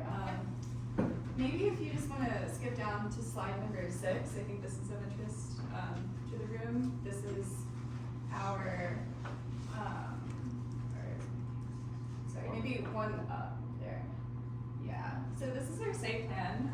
If you were present at our open house, I believe at the time we just kind of showed our satellite image of where the site is located. So substantial amount of progress has been made with our in-house engineering team in terms of incorporating everything that we have in the ordinance as it is currently drafted, as well as really the 3-page list of requirements that characterize all development in Groveland Township. So, Thank you for the site plan. yeah, of course. Where's the power line? Yeah, sure. So these blue lines here, that's the existing transmission corridor, ITC lines. Where's the access, Jessica? Right next to mine. The access road, so that would be right here in this little triangular parcel, which actually lies in Springfield Township. This is the BESS facility where the batteries actually are. Building a switch yard here to be able to tap into the power, kind of just colloquial term there, into the existing transmission line. Jessica? Yes. Can you put that on, the full screen? I think so. So it can go on camera as well. Can you put it on slide? So we can see better. Sorry, I didn't mean to cut you off, I apologize. No, you're fine. I'm not sure if it's possible. Maybe just. Sorry, I don't know which one. she's down. Road right next to the church. The closest house is the. Oh, you're, I think, off the map on that side. No, he's there. No, we're right underneath He's it. barely on it right now. He's on it. Thank you. While you're showing it, if I could ask you a question, how and why did Vesper select this beautiful green woods to do this project with all the surrounding woods and fire hazards? I know you have all these safety things. There was just another ion battery fire, transportation wise, that shut down the highway for 3 days in California, but with all the woods around there, I just don't understand how you selected this site. Why not a brown? So, Yeah, right now, brownfield Yeah. or somewhere not so close to our home. Why? Did you want to go over this after the PowerPoint? so if I could just, I understand there's a lot of questions and dialogue that people wanna kind of, express and ask, but if we could just Well, she had the let site her. plan up, that's the only reason I asked it that. Our home's right there. Would you be willing to pull this back up? And I'm not depriving you of the opportunity to ask that question. I'm just requesting that we let her finish her presentation and we will entertain questions at the end. Otherwise, it's, it's in fairness to you, finish your presentation and we'll turn it over to the questioning. Sure. I mean, I can kind of back it up a little bit in terms of supporting kind of the walkthrough of the site plan here around how we arrived to the site in general. Perhaps I can preface by just saying that battery energy storage systems, there are a lot of different criteria that are used to site these things. One major item is that you need to be close to high load areas. There is a certain volatility analysis involved in siting these things, so you really need to typically be near urban areas where there is a lot of kind of supply and demand fluctuation in terms of how the grid is looking in that locality. So you'll notice if you kind of poke around on the internet and why a lot of these thermal runaway events, which by the way, 1 to 2% of all utility scale gas systems in the world have a thermal runaway event, which is a fire, an explosion, anything related to that, like a failure. And the reason why we believe in the industry these things get a lot of press is because they are typically in pretty populated areas. So this site is actually kind of an outlier in terms of how gas systems are sited, because yes, it is close to residences, but it's a 63-acre parcel. A lot of times these things are squeezed into 20 acres because they're in a more urban environment, such as downtown Los Angeles. So that is one reason why we selected this, was because there was significant kind of volatility, and it made sense to site it here. And then in addition to that, a big thing that we have to look out for is the available injection capacity that is running on the transmission lines. This transmission line was identified by my colleague. I actually didn't find this myself. He handed it off to me, but identified 300 megawatts of available capacity on this transmission line. And I will say, I think this is an important point to underscore, that's it. As it stands right now, 300 megawatts is all that's on that line. You won't have another developer, say we get this done, you won't have another developer coming in and trying to do another one of these here, because that's all, 300 megawatts is it. Unless something changes, things can change. People can invest $80 million in upgrades and create more capacity, but that is a little unreasonable, so the reasonable developer will not be coming in trying to create a system if we were to do this. So just to piggyback off of what Jessica's saying, ultimately what brought us here is to build these projects, you kind of have to have a perfect storm of situations, land topography, access to transmission lines, things of that nature. So sometimes it sounds, it would make my life easier to build on brownfields and reclaim mines and everything, because that's a lot of the questions that we get. The reality is from a business standpoint and from a logistical standpoint, you can't do it sometimes just because of how far it is, a million other reasons. So it takes a really long time for us to search around the country to identify these projects, get into the queue, the MISO queue, which Jessica has, So it's almost like you have to thread a needle to get one of these projects, just to the point where we are.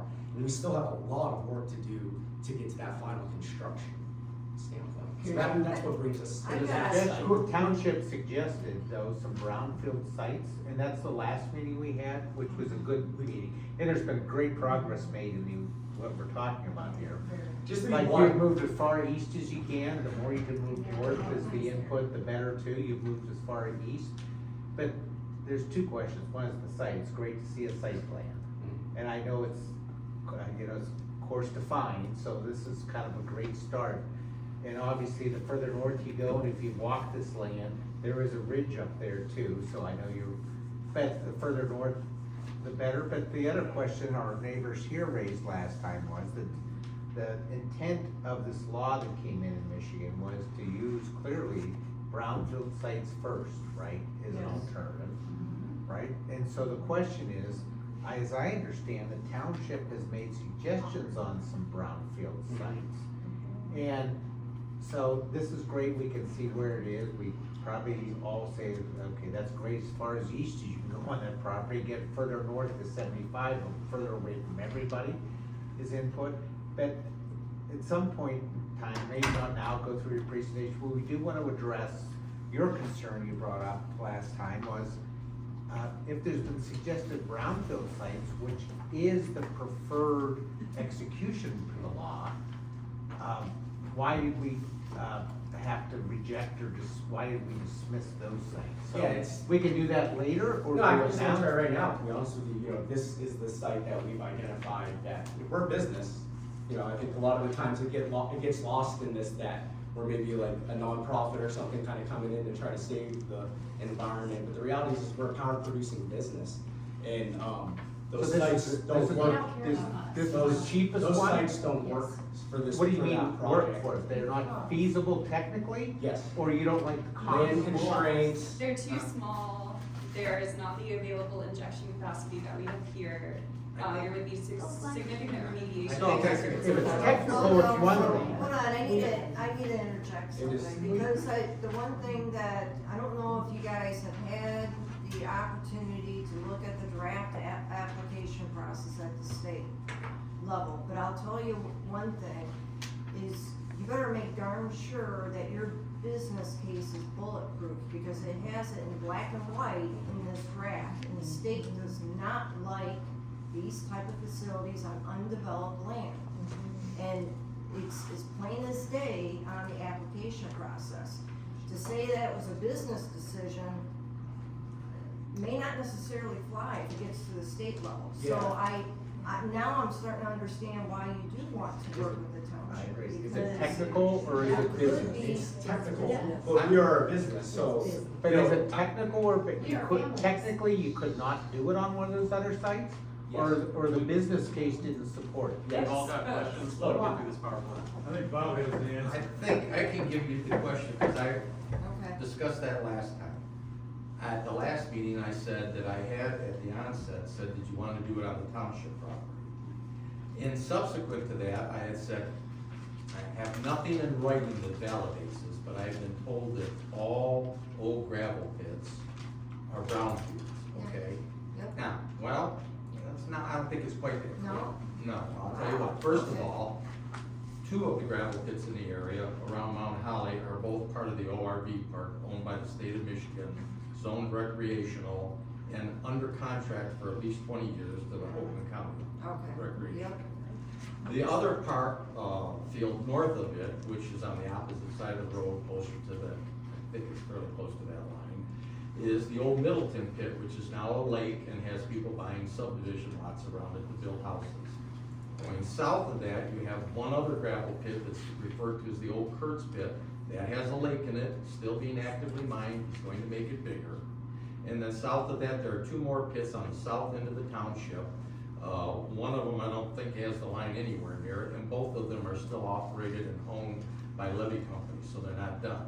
The township's property has the line on it, but the piece of property that we looked at originally, I believe the lot is laid out as 15 acres. But the utility line runs across it, and if you look, if you've known where our property is, when you go to the Task Force 1 blue building, That road is moved 75 feet over from where I actually wanted to put it because ITC has a utility corridor and we can't build anything on it. So almost all of that 15 acres is under that utility corridor. In addition to that, I doubt that they would be willing to consider it brownfield for two reasons. The area where the line crosses over to go over Dixie there is never been mined, period, ever. It's a woods with a pond in it that is setting on perched water, which means it's a bucket of clay that makes a wetlands there.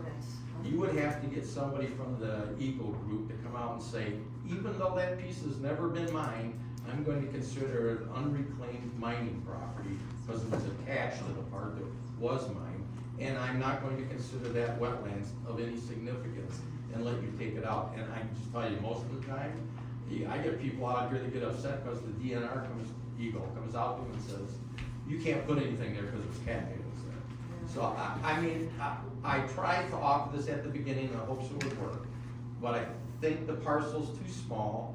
A significant portion of it's under the utility. It has never been mined, and we rezoned all of the property months ago to Tech Park. And we have 2 buildings already on the property. So I find it hard to believe that the Eagle people would come out and say, we're gonna consider that a reclaimed mine, even though it's never been touched and it's got a wetlands on it. So I'm just telling you, I tried to look for that option at the beginning. I just don't see how it can happen. And I don't know of any other brownfields, frankly, anywhere in the township. Why would we have Why to didn't do you that? tell us this at the last meeting if you already knew this information? We told us you offered them it and you said. I told them, why can't you, I asked them at the beginning, early on in the first meeting, that line goes across our property, can you put it there? So why didn't you give us these additional details is my question. Why didn't you Because wait? I started looking at it after I told them again, and I had to be honest with them, I don't know if they'll include it as a mining site or a non-wetlands piece of property, because when you start looking at the topo on the piece, that's when you see what's going on there. Why can't they put it back by the state land, by the power line, instead of right up in our backyard? Public Act 233, put it on state land. Let the state land go away. Yeah. It's due to environmental constraints such as the topography, and also you can see where the wetlands are delineated there. I mean, I think, if you recall, we talked about some of these issues in the past, when I said that about 8 years ago, the state of Michigan sold every single gas and oil right of all 8,000 acres that they own in our township. Every single one of them has been purchased by one of 2 oil companies. Well, Every gas and oil one, and let me finish, and what I also said was, when they do that, there's a stipulation, you cannot drill for oil or gas on state property. They do not want Bambi and the turkeys on the state land being bothered by it. They will make you go to somebody's private property and angle bore, and you can drive the neighbors there nuts while you're drilling it, but you can't do it on the state land. So I can't understand how they would ever let them put this on. So- No, I'm so not saying let's state just- land, I'm saying back. Let's, instead of just free dialogue, let's let Jessica finish, okay? Please Near the state. reserve your questions for the comment. Well, the map's up right now, and I got a question. She said she'd pull it back up after when you had your questions. So if you have a Alright. question concerning the map, after she's done giving her presentation, she'll pull it back up. Alright. You can discuss it with her. Thank you, Sarah. Jessica, please go ahead and finish. Okay, so you're asking me to go back to this discussion this out. Danielle, she's waiting for you. Danielle, could you please? Oh, sorry. There's so much going on, I don't know where to look.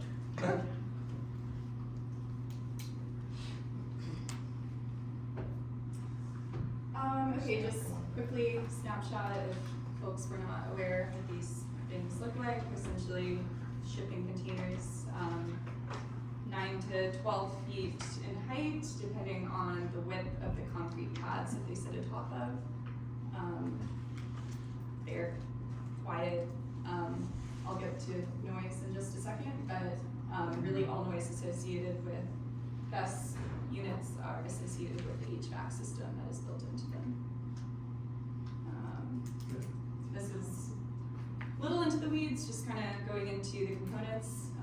So if you're curious, kind of inside, we have deflagration vents. Ventilation is typically a mechanism used and involved in hazard mitigation. Fire suppression, the nuance of that will be determined at a later time. As we've kind of discussed previously, we do not utilize water-based suppression mechanisms, but there are many other recommended installations per industry guidance. Of course, the HVAC system, and essentially goes the batteries with a control room on the outer ends. Let's go next. Again, kind of into the weeds here, just some information about lithium-ion batteries. Of course, same battery that is in your laptop or your phone, just deployed on a larger scale here. They're very energy dense. There is a charging and discharging mechanism that happens. You can very much oversimplify it or the opposite, but there are many different varieties of lithium-ion batteries that are out there, and the decision of which battery we will select and implement, again, will be a choice that's made at a later time. And odds are, in 5 years, there will be a much denser and smaller lithium-ion battery that we could deploy. So, kind of thinking back to the site plan, our entire disturbed area as it stands right now, including roads and everything, is 13 acres, but that could very well look like 6 acres in 5 years. Okay, so just a little bit about noise. This image here depicts the typical noise associated with a utility scale BESS. As you can see, on average, the noise right at the containers themselves is around 70 dBA. And then as you move a few hundred feet away, you hit like the 45 range, which is what we have implemented into the ordinance. And this does not assume any sort of vegetation, which absolutely will have an impact on noise minimization.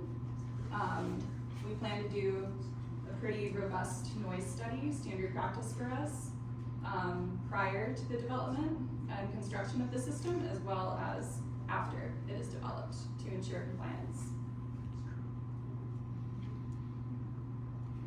Continue, please.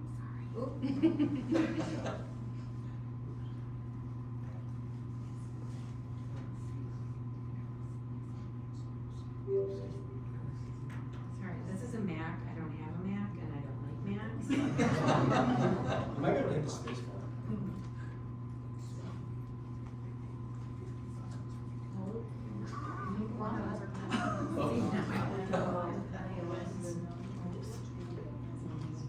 While she's pulling it up, I just have a quick question. The fire suppression, did you wanna kinda give some highlights on what the typical fire suppression system would it be encased in your compartments? You might Yes. touch on that for a little Yeah, bit? sure. I actually have some slides that kind of cover it in a bit more detail, but yes, enclosed within the containers themselves. And essentially it's kind of like a combination of ventilation, deflagration as we call it, which is kind of glorified ventilation system, as well as like aerosol Okay. that's utilized, and there's a lot of data to support that. Yeah. That's a very No, I've effective. Heard of that, yeah. May I ask, aerosol over gel? Why would you not use a gel? I'm not sure of gel applications in utility scale BESS systems. I've not heard of that being No utilized. lithium ion, man. That's what's used for the fire suppression. Okay, I'll look into that and get more details, but I haven't interfaced with that directly in my work. Appreciate that. Just kind of high level points about safety, I'll continue on. EJ, you want to touch on some of this? Yeah, so this is just some of the community benefits from our project. Obviously, you know, there's the support of the existing electrical corridor. One of the big things we see is brownouts, blackouts all over the country. So ultimately, projects like these, as we scale up, get them across the country implemented, this is going to upgrade our infrastructure. It's just something that we badly needed to do as a nation. So that helps with the grid reliability and stability, reduces outages. And then really the big thing I think for you folks is the local tax revenue. These projects, once we do get them built, they end up being pretty expensive in regards to the property tax value. So I think for this one, we have had a tax study done, and right now, the average tax liability that we will be on for is about $6 million annually. That's in addition to anything else that we may provide to the community based on the needs of the community. So that adds up to about $215 million total over the life of the project, and we can get it up to 35. The guaranteed life of the project is 20, but we anticipate these projects lasting 30 to 35 years. In addition to that, we're so far ahead of how we typically do these projects. Typically what I would have done is met with Bob, met with all of you, everyone who hates us right now. I would have sat down with you all, and I would have won you over. You would have loved me by the end of our meeting. And that's how I would have done it. And that's how I do it with all of my projects. I have 11 projects right now across the country. My job is to specifically go into communities like yours, answer your questions. All your questions are 100% legit, 100% off, they need to be asked, and it's my job to answer them for you, or to provide you with the answer if I can. So that's my commitment to you folks. That's what my job is I'm the guy on the ground. I'm gonna be the guy that's in your community here. That will look like me hosting open houses, hosting listening sessions. When it comes time for us to do, granted you give us the permission to build this project, when it comes time for us to do things like vegetative buffering, meeting with the neighbors who have to drive past this thing every day, and having you sit there and look at the different types of vegetative buffering that you want to look at for the next 20, 30 years. We want to incorporate you and the community into the designs of this project. It's because, I know the reality of it is some of you are gonna never get on board with it, but my job is to try to make this as easy for everyone as possible. I want to build this project, and we need your support to do it. And so I'm willing to do and listen to you, and that's what I'm here. So that's the engagement. In addition to that, we have our community giving program. This is just something my favorite thing that I get to do. We run a grant program in all of our communities. So we've committed $20,000 annually a year here to basically help out groups in your community. Fire department, Little League baseball, Boy Scouts, your school football team, whatever. This is a quarterly grant. You can reapply for it every quarter. I can give it to you 4 times a year, I can give it to you once a year, it's up to you. In addition to that, we have other programs that we're gonna talk about. I know it's not on here, but in that ordinance, there is a $2,000 per megawatt nameplate community benefit agreement. This is something that you're seeing at your state level and the legislation at the state level. I've been a part of all the conversations in regards to the language that's going in at the state. I've given my comments on the language and everything. So I've been a big part of this process, and that's something that's in the state. So we wanted to make sure that you folks get that as well. It's not something we have to add to this, but that's something that we did add to this so that you get that. Because we could go through the state and the state would make us pay that to you as well. So it's like, why deprive you of that? So that's what we do. That's our community engagement strategy. Really just want to work with you guys. I understand your feelings, I really do. I don't take it personal. I stand up and I get, bullets thrown at me all the time for things like this. I get called terrible names all the time. So, my goal is to hopefully let you see me as a human being, because that's what I am. This is my job. This is what I do, and I want to try to talk to you guys like humans and figure out the way that we can just, come to an agreement. And if we can't, I want to at least try my hardest to do that. So my soapbox speech. Thank you, EJ. Does that conclude the presentation? Let's go one more. Actually, let's go one more. I'll do this one. So this might explain the rush for all of you folks, and why we're here today as opposed to 6 months from now, which we typically would have been. I would have just come Q1 or Q2 of next year and started this process, done all the things I said. But for you folks, Eagle has created a grant program for communities like yours.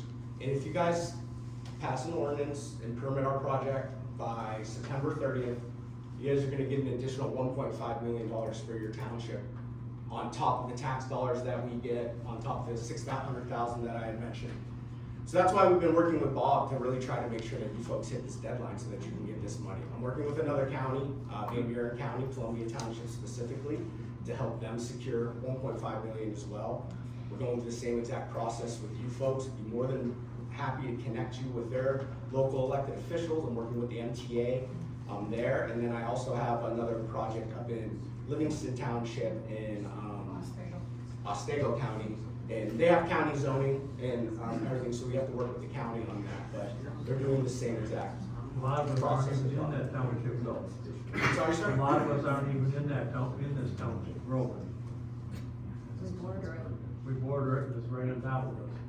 Well, I'd be more than happy to sit down with you guys and talk to you, you know, and see what the true issues are and see if we can figure something out, you know, Let's do it. we're not trying to hide or anything, we wanna throw them all at you, you know what I mean, and hopefully we can figure something out. Okay, thank you, EJ. Jess? And then this is just something that your solicitor had already talked on, you know, this is essentially if a township, you know, is opposed to us, we do have that option of applying through the state. And just to caveat my whole business comment and everything, you know, the reality is that when I say we're a business, we have to build projects that are actually fundable. So we can't just, you know, because there's land over there and it would work, do it. If it doesn't financially make sense and it's too expensive, like we physically can't do it. So that we have to take those things into account when we're building those projects. Thank you. So I've got more of a technical question, just regarding the battery. So, can we just let her finish and then we? Oh, I thought we were done. I don't think she's done. We can call it here. The remaining slides are, this kind of does a comparison. The remaining 3 slides are a little wordy, just kind of FAQs of issues that were raised at the last open house that we hosted. Just kind of going through why we selected this site, what criteria we look for, which I kind of already touched upon. But subsequent slides again are just kind of issues around containment, you know, ventilation, hazards, mitigation strategies, etc. So perhaps we can move along and maybe kind of go to those. It'd be great, can we make this available? Yes, I can send this to anybody who wants this. Just Where give will me your we, email address. where will we post it? It's on the website. It's on, this is on the website. Thanks, Bob. Thanks, Bob. Okay. Thank you, Dave. Jessica, thank you. EJ, thank you for that. Angela, Now can I ask? please. Okay. All right, it's more of a technical question. So regarding the battery technology, it's changing, we know that. Are you looking at different lithium ion technology, or where does solid state come into play, if it does at all? I am not an engineer, so frankly, I'm just, and I know it's not related, and I apologize, I'll hand it over to the public, but I'm just curious because I'm in it over my head. Right, On the right. automotive side, and I know solid state's the next best thing, and that actually is the big game changer to eliminate the whole thermal runaway. Right. And I know it's about 10 years off. you I know, think, yeah, on the my automotive understanding side. is, right, applications I think are a little limited as it stands in terms of deployment today, projects being constructed today. Yeah. But I do think that, you know, there's a lot kind of being done in the research phase, so frankly, limitations with my knowledge, I'm not really aware of current applications of solid state. I was just lithium wondering ion. if it's being looked at from this standpoint, even though, yeah, it's way out there, but. I think certainly research evaluations are being made, but you know, again, it's kind of like, we're very much development side of things. We work closely with suppliers, integrators, manufacturers, but our on-staff engineer would, you know, have more purview into kind of the nuance. Okay. Okay, thank you. And then, can I just make one more comment that I left out of our community engagement, that I think this is very important to anybody who may be a contractor in this room? We do have a vendor program. We want to use as much local and keep once we build this local as possible. Already talked to, I think it was State Electricity, the gentleman from there have reached out to us. There's no guarantees, Jessica and I don't hire the folks, but what we do is I give them a list of vendors locally, and the object is to hire as much and keep as much money local as we possibly can. So if you do, own a fencing company, a lawn mowing company, a laundromat, because when folks come in and build this, there's gonna be people coming in potentially from out of town. If you're a restaurant, we want you to sign up with our program so that we can get this stuff out to our people so that they know about the opportunities here, and then also so that we can integrate as many of you into the project as possible. How do you determine who gets those contracts? The EPC, so we would go out and we would hire a general contractor, an EPC firm, and then they would do it. But what we do is we give them the vendor list, and the directive is to use as much local as possible, because a lot of the times they gotta come in from out of town. So for them to use a local arborist or a local fencer, or getting grading machinery and things like that. It was a leading question, I hate to do this, Yeah. but is it gonna be based on people that you've discussed or had an open forum with them? No, because I don't have anything to do with it. What's your weight in that decision? My weight is just I hand a list over, I just hand a list to the EPC guys that I never talked to. Because it sounds like you just wanna throw cash at people to try and buy a vote. No, I want to provide as much opportunity for the folks in the area as Pretty funny, possible. right? So- I think there'd be some criticism that I brought That they wanna be good. all folks from outside, right? What I'm saying is that you have a decided opposition to a project, correct? Well, there's, Right, there's Sure, a certainly. is that a correct statement? that's correct. Okay, you have an opposition to a project, you're trying to buy favor with the community using. They are trying to work with Right. the community, but you need to No, they're trying to understand. buy favor with the community is what they're doing. That opposition isn't gonna change simply because they throw money at the problem. Okay. Right? And that, Thank you. so we won't denigrate into, back and forth, but thank you for that comment, it is appreciated. Neil, and we'll get to all of you folks, Neil had. Just some direct questions for Vesper. How long have you had Best Systems in operation, anywhere in the world? We do not currently have an operational standalone bus system, but we have a handful of projects that are solar plus storage. What's been your safety record on those? Zero safety incidents. Zero safety. How long have those been operational? Last year, both of them were operational last year. So this is such at the scale that we build, these are utility scale storage projects. So they're just starting to come online, and that's, 4 or 5 year walk up to operations, it just takes some time. So over the next year or two, I'm sure you're gonna start seeing dozens of these coming online. But it's just, we're so early in the process. Just looking at a study done by EPRI in 2024, it shows from commissioning through about year 2 is about the highest risk of having a thermal incident. They attribute that to typically construction, commissioning, working on pulling the power in and out. It's like a learning curve. How would you see managing this project to minimize that risk? It seems like after the 2-year period, you don't see that, looking worldwide at failures, you don't see the failures. It seems to be from commissioning through year 2, Yeah. relating to how the unit's put together. How would Vesper handle that? Well, I think that a lot of those are from, countries that don't necessarily have this. I see a lot in the safety US. regulation. Yeah, I for see sure, a lot in the US. definitely, without doubt. I think really just, Jessica answering the question would be better because she's the engineer. Or not the engineer, but she's the brains of the site plan. So. Sure, yeah, well, I think that's a good segue to an important point. So, industry standard and something we will 100% do, and I believe there's some indication of this in the ordinance as it stands. Remote monitoring systems, 24/7 technology will be implemented. We've written in the ordinance that an immediate call 911 to notify the 3 fire departments that we've talked about will happen. First responders will be on the scene. Our team, an additional third-party team that's kind of an expert in hazard mitigation and response will be employed. And then I know at the open house back in June, we also had talked about having on-site personnel present, which frankly is not something that you see across the board for these systems, because as I was speaking about earlier, usually there are major constraints. You know, at the end of the day, as it stands on the site plan right now, this thing will be tucked away and naturally screened with the existing vegetation. Like you won't see it, you won't hear it. Like that's kind of the reality of how this is shaping out, but that isn't how it is for a lot of these systems. And so usually there's no space to have like on-site monitoring personnel. But this is certainly something that we are open to doing if that is of interest to the community, just to further bolster that safety and, you know, just constant.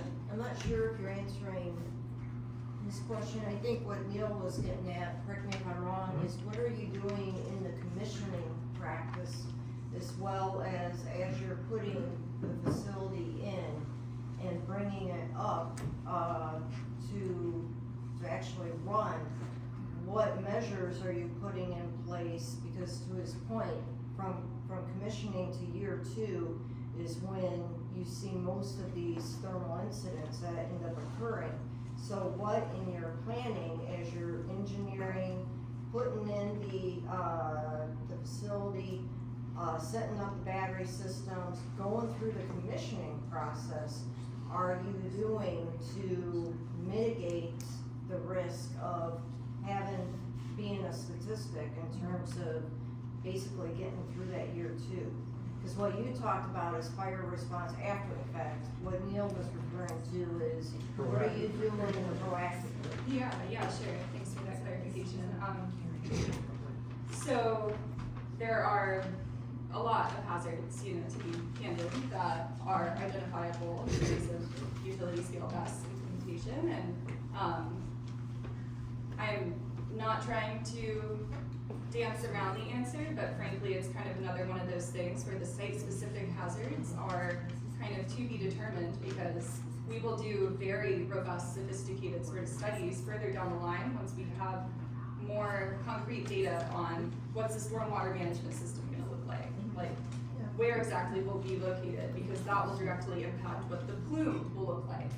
And so that will, you know, it kind of, they all tie together, because then that will drive the types of hazard mitigation mechanisms that we implement. So there will be all sorts of things, you know, high level, like ventilation, secondary containment, a detention pond, you know, exactly how we kind of site the on-site monitoring location, like all sorts of things that will become a little more concrete later once we can do a more in-depth analysis of determining this site's hazards. And then hazard mitigation analysis, the deliverable that comes out of that is like a 200-page document that talks about all of these site-specific, like worst case scenario, what is every single thing that could go wrong, and how are we going to put safeguards in to mitigate that. I just had a hazard mitigation analysis done for one of my other projects that is set to be constructed in 2026. 200-page document. We've had 16 hours worth of workshops at this point with the local fire department there, with the utility, their fire expert, with the local community, with the town board, like all of these different stakeholders putting in their input and going through literally every single thing, like even something kind of random. What if someone trespasses and shoots the thing with a gun? You know, just covering any sort of possible scenario, including acts of God, like the spaceship falling on it, you know? Yeah. So we go through all of that. So, Jess, thank you. Just for the sake of, you know, keeping this on track, I want to, at this point, turn it over to the interested persons, the public who are here tonight, invested in this issue heavily. But I would remind everybody that the issue we're considering is the ordinance. It's the approval of the workable and incompatible ordinance. And so I know there's a lot of abiding concerns regarding the technology and what is being proposed. But tonight the issue before us is recommendation for approval or otherwise of the ordinance, okay? So I'd like to start with you, ma'am. I have my hand up last, or other one. Can you bring that map back up? Unless you So want me to go first. you did not have a question? I No, thought I you have were. a question. Just but I hold don't- his hand up for He has 15 hand up, minutes. his arm Okay. probably hurts. That's fine. Thank you. I got a question for Jessica and DJ. Jessica, you just hit on it. I don't know if you realize, but the proposed site is around state-owned public land, which is open to hunting. Hunting season is from September to June, so it's 9-10 months long. Hunters will trespass, hunters will shoot the storage facility, and why I say they will, I own property that joins the state land, I've had my no trespassing sign shot, I've had my outbuilding shot, I've had my house shot, I've had my dog shot. So, people don't care, there's no repercussions, because they come on state land, you know, it isn't your neighbor doing it, so you're gonna have idiots who don't like you guys being in the area, in their hunting zone, even though it's private, people still hunt it. They are gonna vandalize it. When they vandalize it, the chance of fire, groundwater damage, your insurance rates, because you're gonna have to repair it, and it's gonna happen. How do we address that? You're gonna have people who don't like you, don't like the facility, and you have nice white targets out there, and they're gonna shoot them. So, It's not if, it's when. Yeah, so these projects, once they're built, they're treated just like any other kind of utility, so like if someone were to like attack a substation or something like that, like that's a really big deal. It would be like essentially somebody like shooting out like a power plant or anything like that. So I think there's a lot more penalty that comes with doing something like that to a utility scale project like ours than like kind of trespassing on game land. You're 100% correct though in regards to that, and I know that that's something that, you know, and I have a lot of solar projects and people shoot panels and stuff, that's like a big deal, like it happens all the time So- and stuff. but EJ, and I'm not defending you, but a third-party criminal act, you cannot prevent insanity, okay? Yeah. You can anticipate the likelihood of somebody doing that, but, I think that risk is always present no matter what the subject you're discussing, so. Yeah, but no one's gonna be threatened by prosecution, repercussions, because it's nothing's gonna happen. Now, you're right, someone posts up, 200 yards away, and they decide they wanna start sniping at it or something, we probably can't get it, but, if you have guys that are, just hunting on the land and they roll up on it, and they decide to shoot, the area's monitored, there's cameras up 24 hours a day, 7 days a week, it's not just the stations that are monitored there. Are your buildings bulletproof in what we're doing there? They're steel. That's not the bullet. Yeah, so that's why I don't, So, 50 yes, cal probably, 22. ma'am with your hand up, if you would like, please. Thank you. Just a couple of quick questions. I had multiples and I'd like to actually email after. I'd like you to provide your email address. Absolutely. And then I even have some for Madeline. Appreciated your input tonight, thank you. You guys are people, you brought that up, as we are. And so therefore, this is my 4th meeting I've attended. And there's been a lot of emotion and I've put myself in check tonight. Because I own my own business and I was 12 years in corporate America, and there's a reason I still own my own business as opposed to going down. So, as you brought up, this is a business. I'd like to know how much is Vesper investing in this particular project and what will your profit be?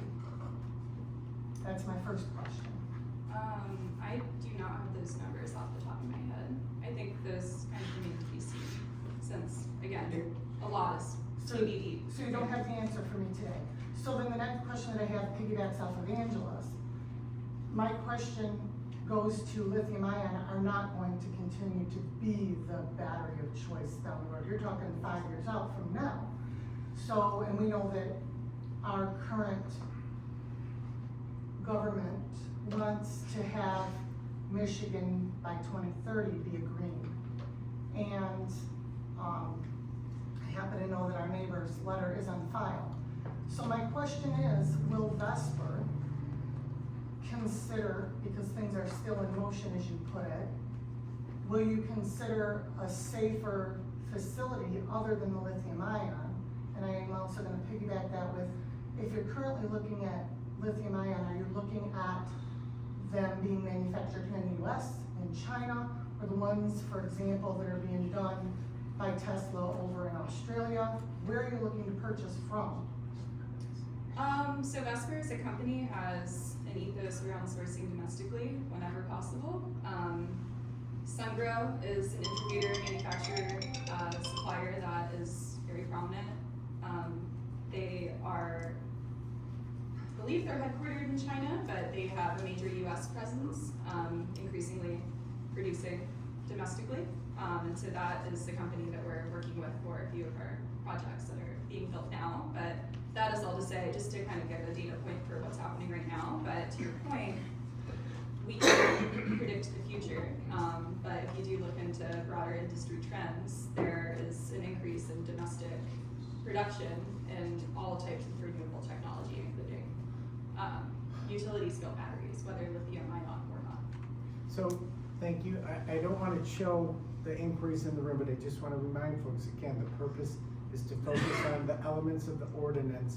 There will be, at some point in time, if this continues forward, there will be a site plan, and there will be specifics regarding the science and the elements of everything that you were just touching upon, Pam, I believe. But that comes at a future point in time, like EJ had said, we're ahead of the process right now a bit, and right now the issue is the ordinance. And in regard to that, to the panel then for the ordinance, and I think that you were getting to that with, sorry, I have to look at your nameplate with Will, because it's your first meeting, sorry, Will.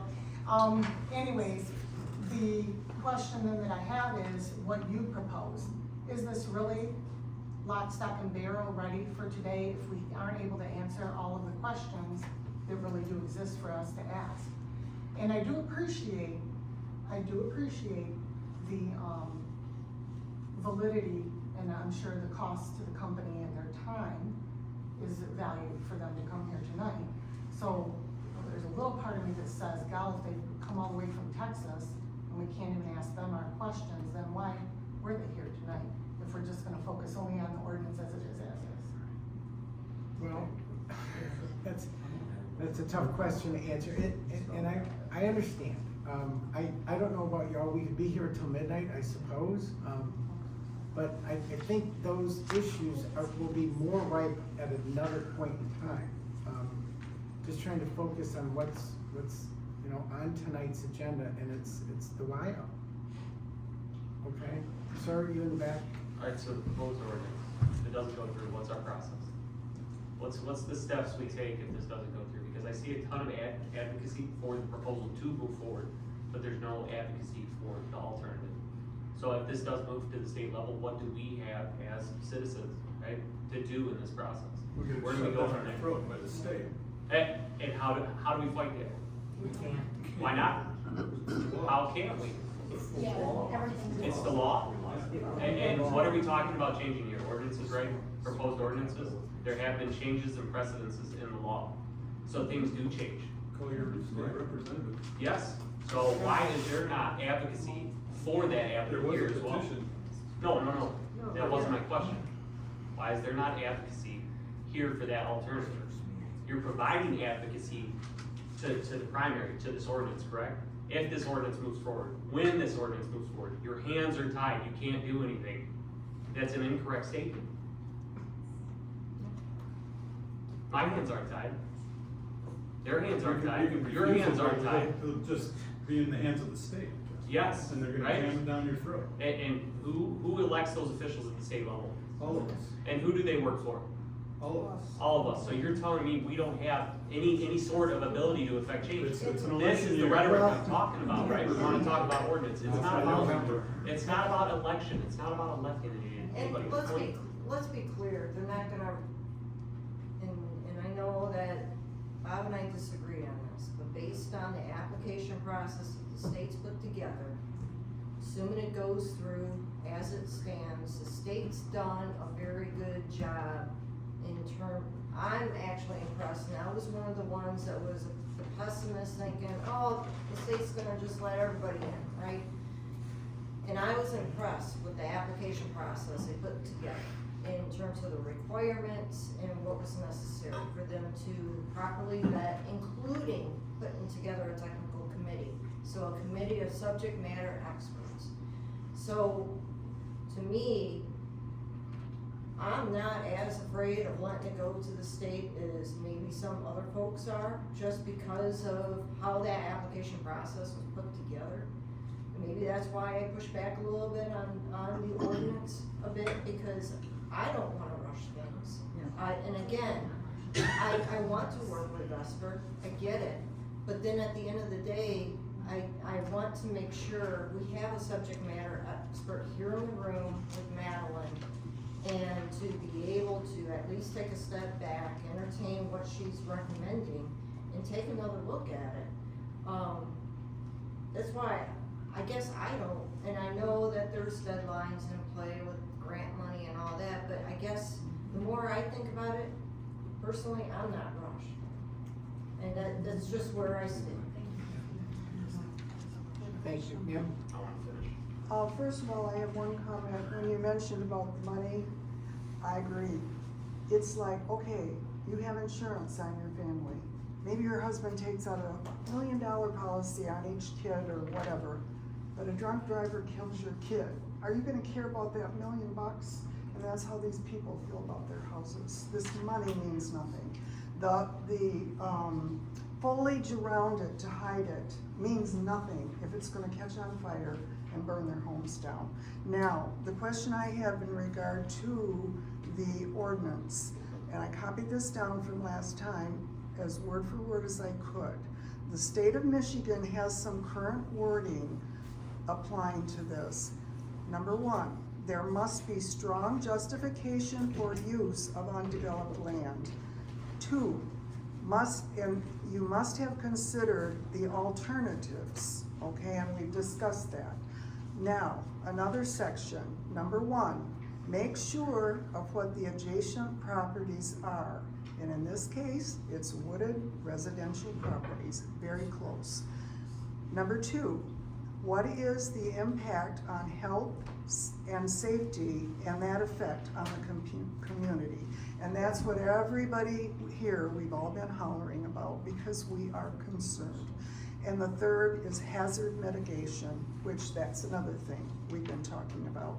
So what I wonder is with this wording, is there some way to incorporate in a paragraph or whatever, that wording from the state in our ordinance in a reference to it, to make it a qualifying requirement for someone coming in and wanting to set up this on our property? Is there some way to incorporate? Because as I said last time we met, that is strong wording. And when it goes to the state, if they follow that to the letter, I have really a question whether this will be approved by that. And why does it have to be in Groveland Township if we don't have a proper site? The other question I have, if you make note of those, I have another question. It was brought up, I think, by Lynn Shank about the cleanup. What, 25% in the first year you're responsible for, 50% in the fifth, if it's been there 5 years, 100% if it's been there 10 years. What happens, like Carrie mentioned last year, or last time, what happens if you go bankrupt? Do you have an escrow account that you're setting up ahead of time so that we are protected? Do you have an escrow account to set up the cost of their homes if they get burned down and you're out of business? And who do we sue? The state? Or who? Yeah, the form of financial assurity can be area of different forms. That's something that we would work with you all to determine what form that comes in. So your revocable letter of credit that we would work with a large bank that we have standing relationships with to pull, can do it in a cash bond. So that's real cash sitting there where there would be no impact if we disappear. Hopefully increasing with interest, which is really bad right now, but in case their homes are gonna increase in value. Yeah, I mean, the whole, point of financial assurity is that it's real money sitting there and that it doesn't disappear if we as a company were to disappear. The way that we handle decommissioning bonds on our PB and other projects is typically the money for the decommissioning of the project goes into the bond and it sits there. And it's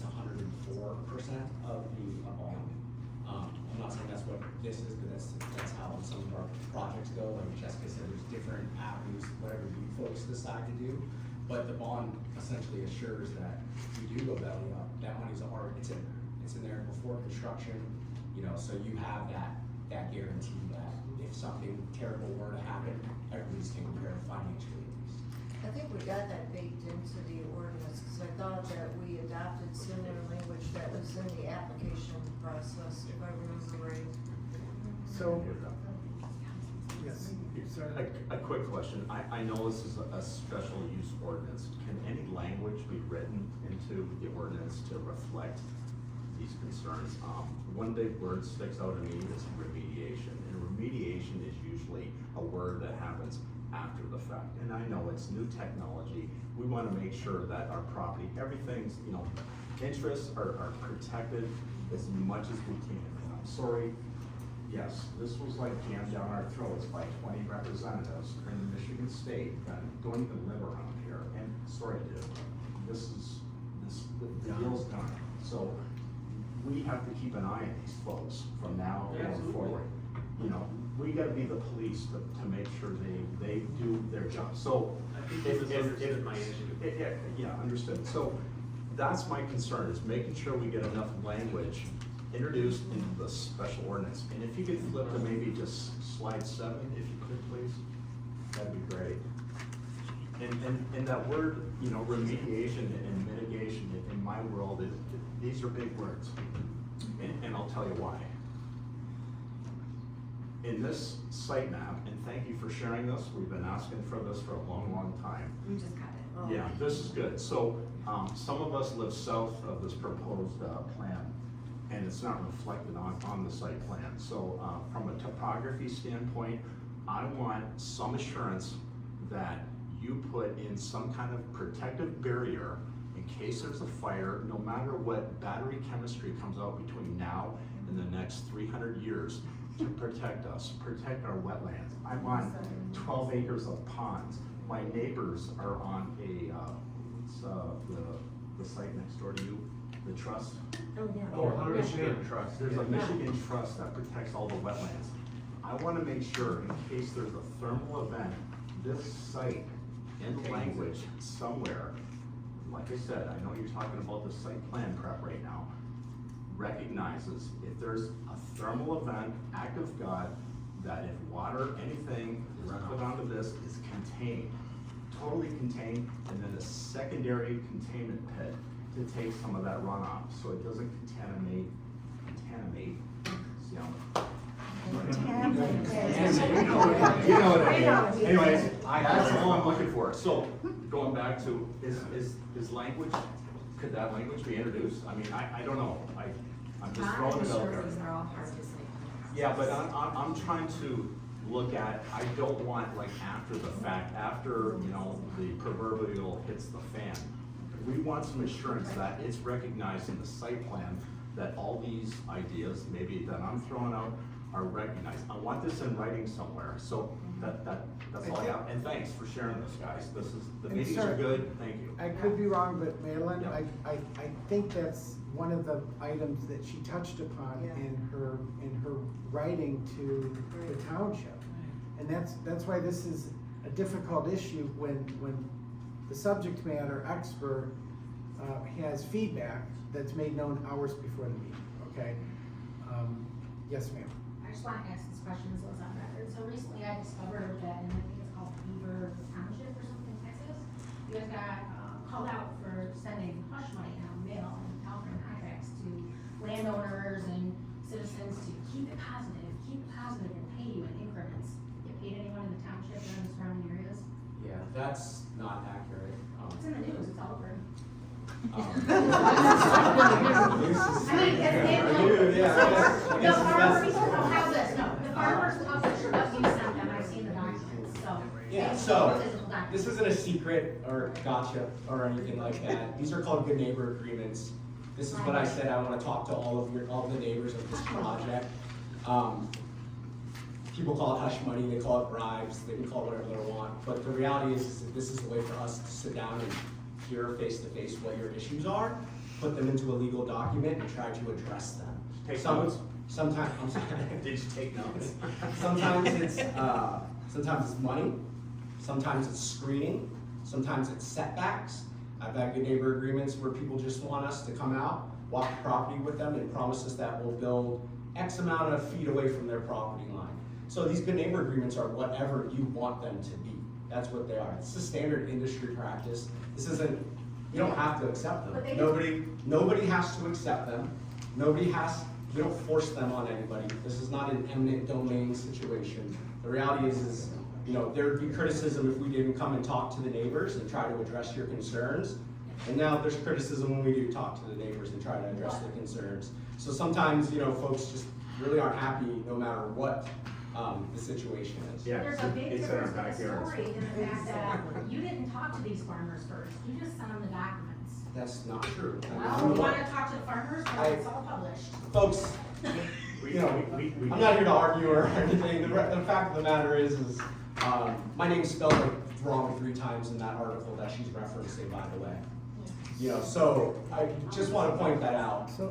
And we work to try to address it. Do we give folks some money if that's something that you know, they're worried about the value of their home, or maybe they need to build something now because, you know, originally they were gonna build a deck here, but now it's facing there. Now they have to move the deck over here, so we compensate them for things like that. We try to work the best way that we can. So that's essentially what it is. Homeowners insurance, will it go up? So that's a big question. Folks are worried about property value taxes going down and homeowners insurance going up. There have been studies that have been done that show there is no correlation either way.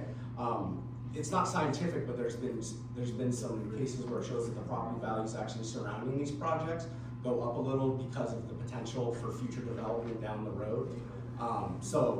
But that in this project isn't the case because we're kind of maxed out All right. on that line. Thank you. Yep. Again, I just implore everyone, please keep it constructive and Thank you. thank you. So I have just a few questions.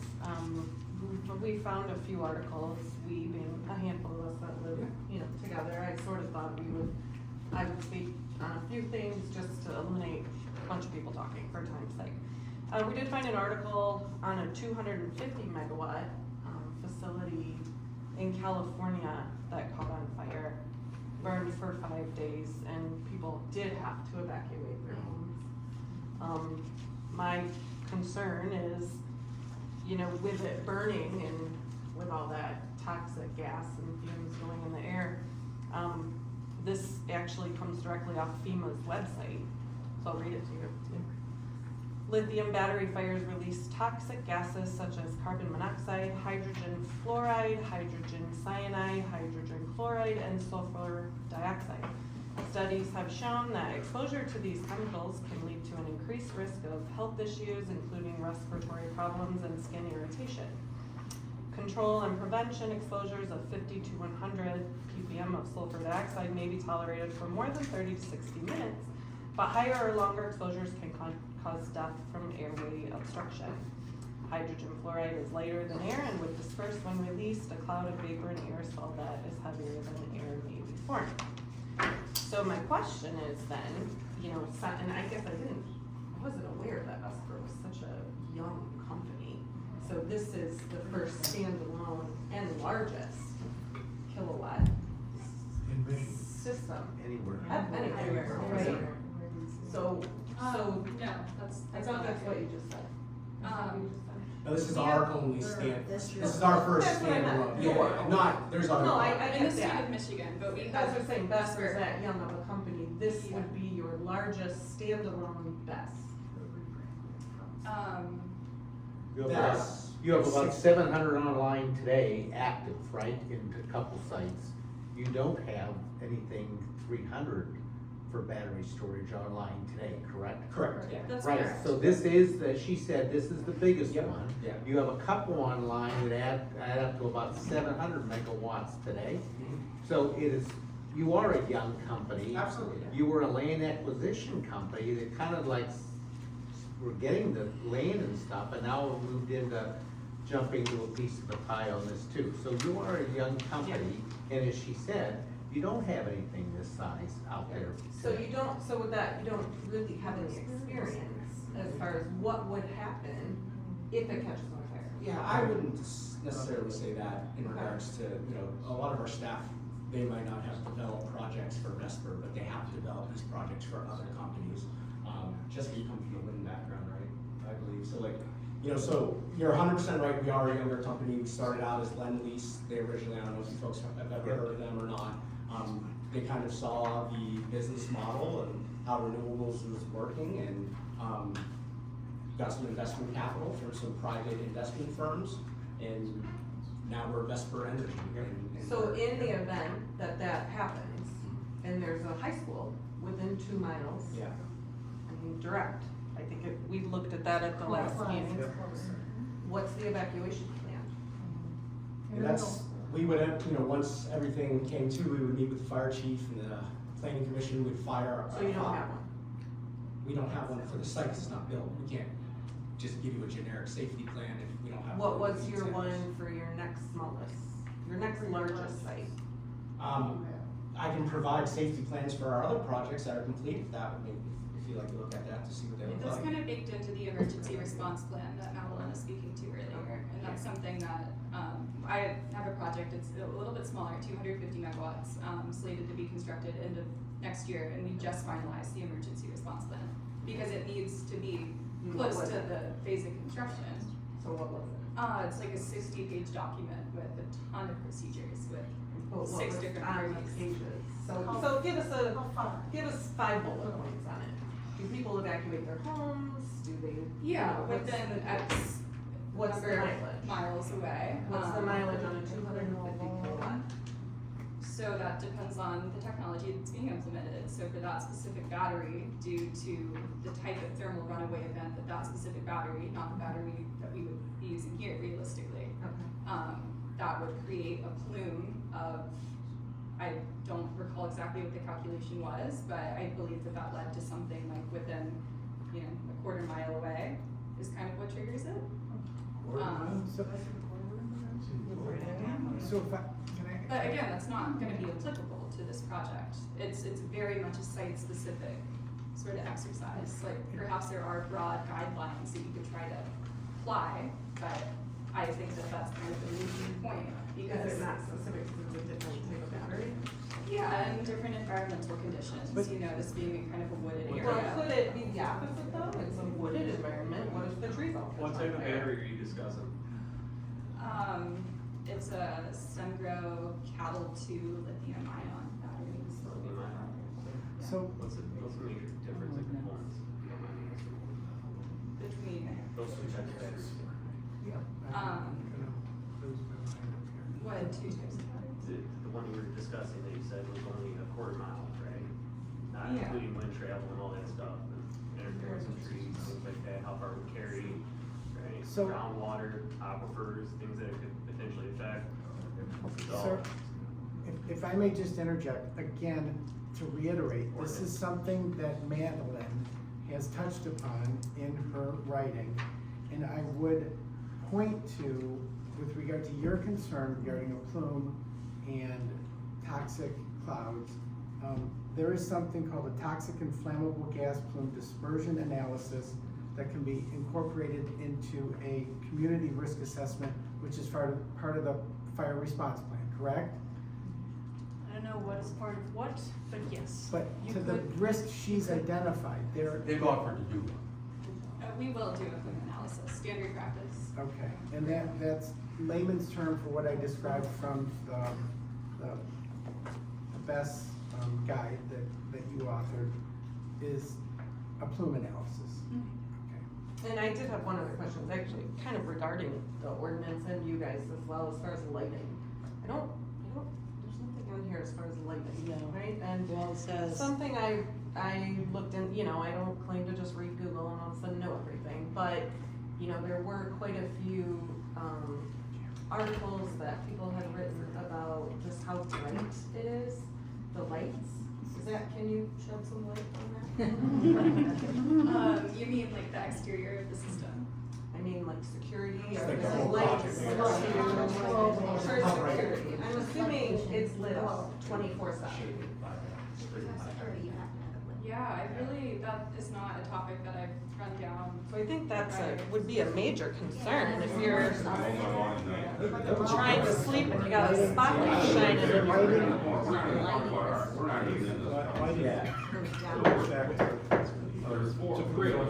Lighting in there. The big 200 page one. Yeah. This ordinance reflects back to that, so it has to be within our current limits of light pollution. So And so folks, that's something, you know, what EJ was saying, that we certainly can discuss about any sort of barriers there. and lighting is addressed in the ordinance, it's. We wanna talk about this stuff, guys, it's not, like, let's talk about it, and let's figure a way to make sure that everyone's happy. Yeah, I appreciate that. Okay.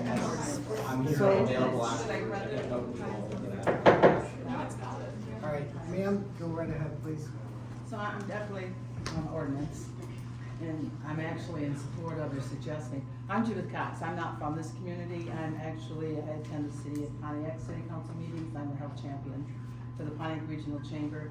We've we've influenced a number of well-being resolutions for that. You're a fabulous, in comparison, you're a fabulous body of people. But I'm here because I have family very close to it. And so with regard to the approval of the ordinance, I am in here a number, I'm gonna go through three really quickly, because our city kind of carries on into midnight, et cetera. So I don't wanna do that to you. So three points for why I do think you should slow down a little bit in this approving it tonight. And Angela, you make so many points for that really strengthen, it's really about what you're saying, Madeline, is how do we incorporate that, make sure it's incorporated. And I could be wrong, Will, but I thought I heard you say that you hadn't gotten a chance as the city council's attorney to have seen those documents. Right, that's another reason. This is your city council attorney, and yet it says here, he will be following the direction of the attorney of each. I think, it's really you guys he needs to be following, especially in your opinion. That's one. The second one would be, best practice typically is you have more than one developer that you're considering. And in light of what's just been said here too, with regard to, the age, et cetera, we've said vendor, we've said developer, bids, where's other people that you're considering?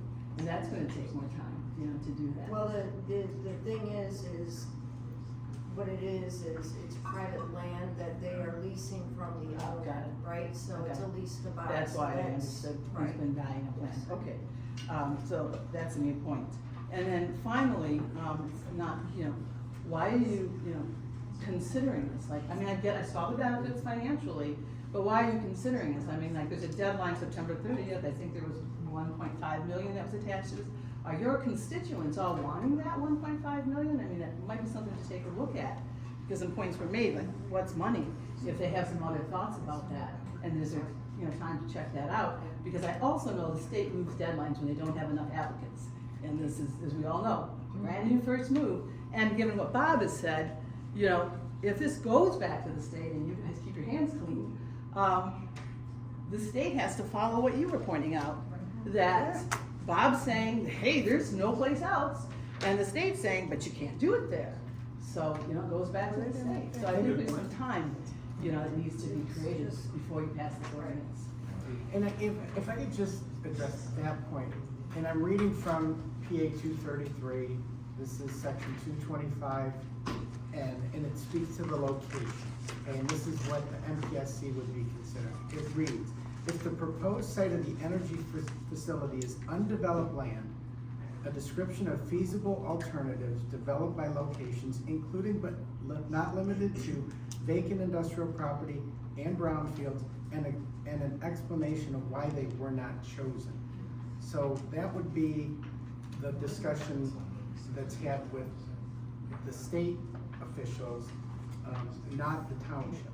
So, but the location is, that is something that I believe is omitted if I didn't see it in our current ordinance, I think Yeah, that's it's an. not in there, it's not in there, I just pointed out just from the state standpoint that from what I understand, and the language speaks of itself, is they are going to be more, they do not prefer undeveloped land to be used for these type of facilities.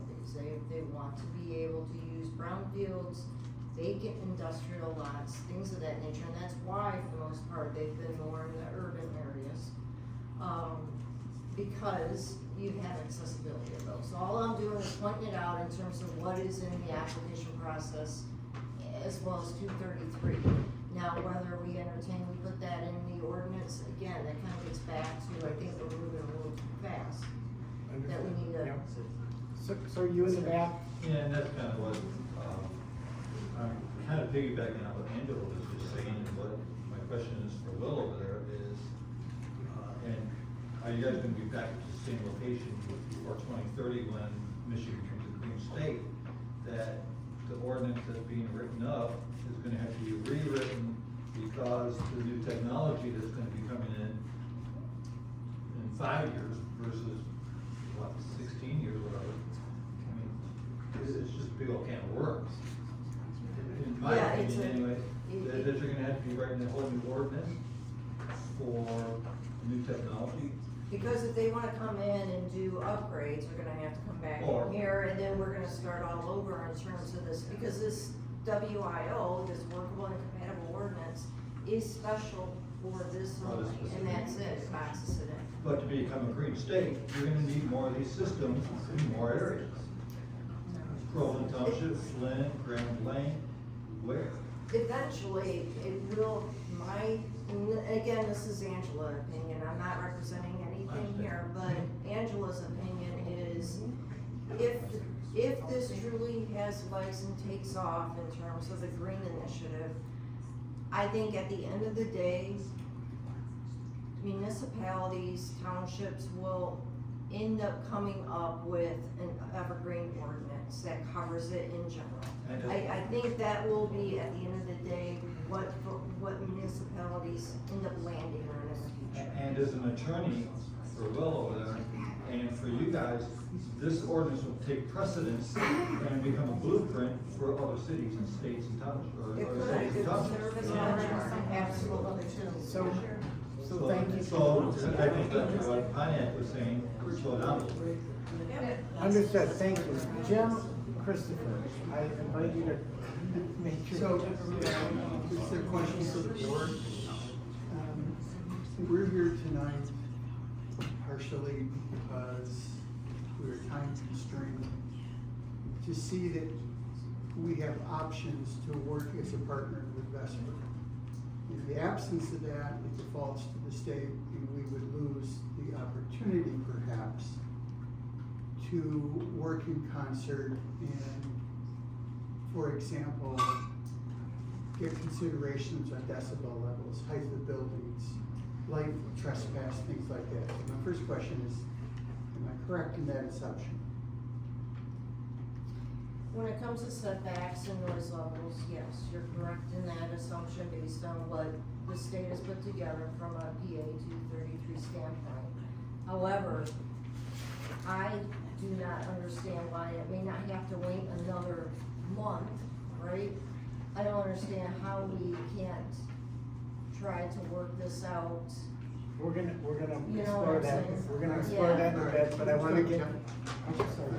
So, my question or suggestion to the board is, this is unbelievably dynamic. They don't know the technology yet, they have ideas. Yep. We're the guinea pig apparently for the state in this ordinance.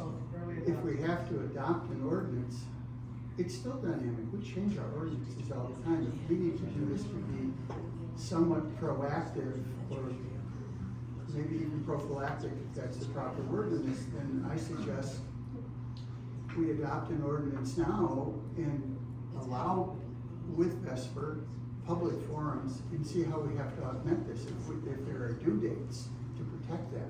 And that might be an effective solution for this evening. The only way I would support that is if there is specific language in that ordinance to state that this can be, even though in all definition, it's supposedly supposed, it can be amended and all that, I want language in there to state just that, and that both parties will come to the table, to go through and entertain amendments, something along those lines, and I know that's unheard of from, in terms It has of to go in ordinance the motion, language. you can't put that in the ordinance. Yeah. Put So that I in your think motion. we're kind of migrating very slowly, painfully towards a solution for the commission. But I want to wrap back to the public comment so that you folks have a fair opportunity to get it off your chest and This is just something for you guys to consider. If they're so concerned about being good neighbors, it shouldn't matter if it has to go to the state for a decision. If they're so vested in being a good working partner, if we say no and the state says yes, and they still better add up to the little service they're selling, of going to doors and asking what they can do.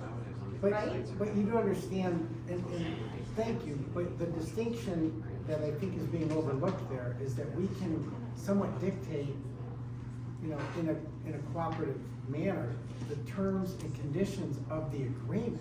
And who knows what the state would do with this, but the risk that we assume by doing nothing is that we lay ourselves But kind they of. just said they're good neighbors, so they're concerned is that they're gonna Right, go but- door to door, and they wanna talk to people, and they wanna give them hush money and work with them. So whether you guys said yes or no, if we said, hey, we're gonna leave this up to the state, and let them decide. That- So who are you really then, Esther? Are you really gonna still be the good neighbors that you're selling if we do You're what you missing what want? he's saying. I might just be confused. So thank you for expressing your comment. This ordinance actually looks back, it's not a change. Yes, thank you, Neil.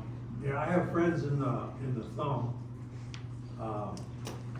where they put all the windmills, in the township, they put all the windmills, and they've been there 15, 20 years now. And they say they know that it's cracked up to be, and they said the original developer put them up, and they've been sold 5 or 6 times since that. So every time they sell them, some documentation gets a little lost or destroyed in the process. So the new guys that buy them don't think they have to do what was originally drawn up. And they got a real mess. So who knows how long Vesper's gonna keep this or what they're gonna do or if their promises are any good. Can I just go to this map for a second? This is, I mean, I live over here, so I know this area. You guys probably know, let's hear it. So, I know these homes here. This is Tucker Road, correct? It's dog legs. No. No. No. Where's Tucker? Dog legs, right there. Yeah. Oh, right there. Our Our house house is right there with the That's S. our house. He's taller on the bottom. I know, Yeah, sorry. our house is right That underneath line, that. yes, Yeah. but that's why I'm like, I wanna see Right what's the there. property boundary. so that's, okay, I apologize. Clarified? Sorry. Okay. Been staring at it too long. Ma'am, before you leave, I rudely interrupted you earlier when Jessica was doing her. Oh, yes, okay. That's our house, Yeah. Dad, right there. Yeah, now I get it. I just My forgot husband it's lives here. under. She just wanted Okay. We're yeah, going you. back to proper wording for the ordinance, right? You want it to be proper. And I didn't get to get back with you on your opinion with these strong, there's actually 5 of them, stipulations by the state of Michigan, this wording. Is there any way to put that in a paragraph as the state states it What do you- and refer to it? What are you specifically referring to? I'm sorry, I can't hear you. What are you referring to? Getting back to. Okay, What do you there spec- must be strong justification for use of undeveloped land. You must have considered alternatives. Then number 1, make sure what the adjacent properties are. And number 2, what is the impact on health and safety effects of the community? And number 3, hazard mitigation. You gave those last time we met and said those were worded by the state of Michigan concerning undeveloped land. So if that is current, and I know there's a glitch if they change down the road, but just like Angela said, put something in so you have a qualification that you can make the changes according to the state at that point in time down the future. But at this point in time, that is strong language. And if this goes before the state of Michigan and all of this is looked at, my question is, have these conditions been met? As a layperson looking at it, I don't think so, but I don't know. From the township's perspective, right, from a technical, get new to business, technical, we talked earlier, right? I think we need to get it in the minutes, it's not part of the ordinance though. The township needs to weigh in is if there are no other sites technically capable of supporting this initiative within the township.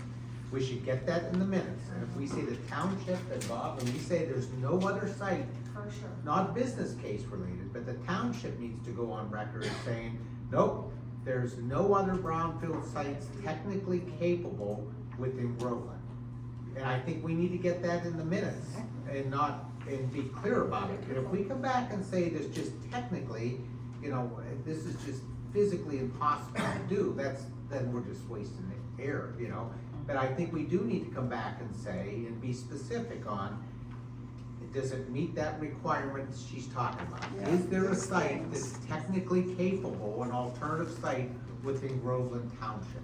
Not business case is another deal, right? It might be a little bit more expensive, but first of all, get over the hump on, is there a site technically feasible? Well, I think Bob discussed that earlier. I mean, I'm saying, let's get it in the minutes then, and say, let's go as a township together, come in and document that in the minutes, saying that there are no other sites that are technically capable in the township. I'd like to see When that you say documented. get it in the minutes, you mean just during, We need document in the proof minutes. that- Document in planning township meetings, it's but not not the ordinance. necessarily codified in the ordinance. Pardon me?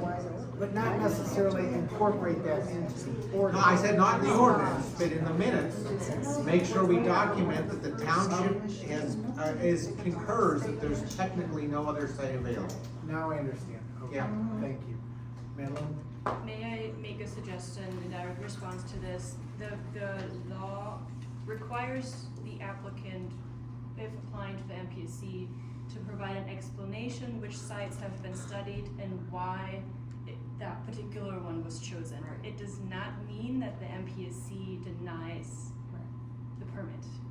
You could include in your ordinance, please include a statement, but at the end of the day, you're either going to provide a permit or not. Yeah. And then And with each I agree with what you're consequences. saying, but that's different than I asked. They might say, I studied these other ones and they didn't work. I wanna say that the township and we as a group of our township say, we don't believe there's a site that's technically capable. Not them come back and say, we studied 2 or 3 other ones weren't technically. We wanna know that there were no sites technically capable in the township's mind. That's all They I'm could just have saying, supported get it this. documented in Not, the minutes. they will come back and maybe say we studied this one and that one. I wanna make sure that we as a township say, we concur that there are no other sites that we believe were technically capable. Okay. And I think Madeline, getting back into the application process, it is very clear that they definitely want explanations around undeveloped land. They're very fixated on that when you go through and read that, as well as making sure you're vetting out the process where based on how the adjacent land is used, making sure that that's properly vetted too. So they really do a good job in that draft application process to really drive that in. So, and you're 100% right, they can still allow it, but the bottom line is they're making sure that the companies are doing their due diligence to not just randomly pick the land because of other reasons, that they have a sound technical reason of picking that spot versus anything else in the community. But because we won't know what the MPC will finally decide, they might Yeah. cut back a bunch. Yes, So they what- may what- not. if something It's is important to correct. you, you may put it in your ordinance. Right. And be separate from what the MPC Yeah, says. exactly, that's when you deviate, and that's where you kinda gotta be careful. All right, to the back of the room once again. Back to your ordinance. I actually am pulling some of my information from a very close friend who's got solar on his property coming in the next few years. It's different than battery, but he's done all the homework. So, I'm not sitting on your board, but you have to take into effect that once you do put that down, you are setting a precedence. Even if you're saying, Mr. Christopher, that you might be able to let it be a living, I like the word evergreen, ever living. I like the word take a little bit more time. You guys are talking about September 30th, I get we're in July, but you have another meeting next month. I believed at the last meeting that Vesper was coming here to talk to us about all of the concerns, because we asked a bunch of questions at the last meeting. That is not on your agenda today. I'm disappointed in that as one of the Groveland Township residents. I heard tonight that this is Springfield Township, somewhere within there. And I know Bob is posted to Springfield, but do they really know how much Groveland has been meeting and everything totally for all of Springfield? I can't see with my eyes. I have a question and then I have two more based on your ordinance. Last meeting, we were told where the entrance would be. That site, where's the entrance? Where are you coming in off of? What road? Tucker Road. Okay, Tucker Road. So whose homes is that gonna affect the absolute most? Yeah. Those people need to be talked to. I'm very close as far as the plume goes. And I will tell you, I've had the dogs on our property kill our chicken. You're right, it wasn't intentional, but the dog got a hold of the chicken, and I took the dog in my garage and called the owner. Stuff happens, not intentional.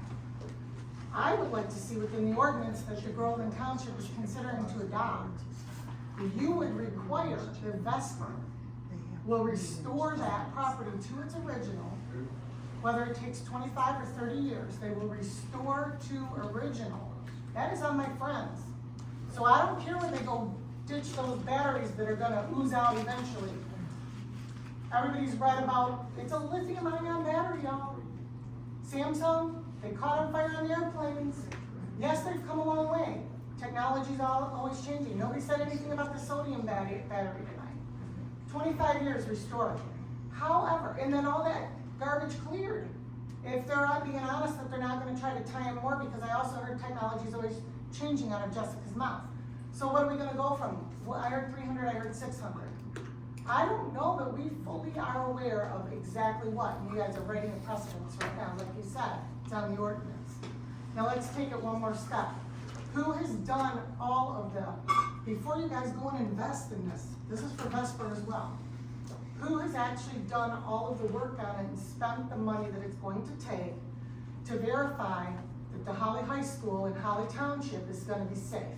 Those students, the staff, the middle school that they're just now building is going to be safe. Yes, it's a little bit further. I'm talking about plumes.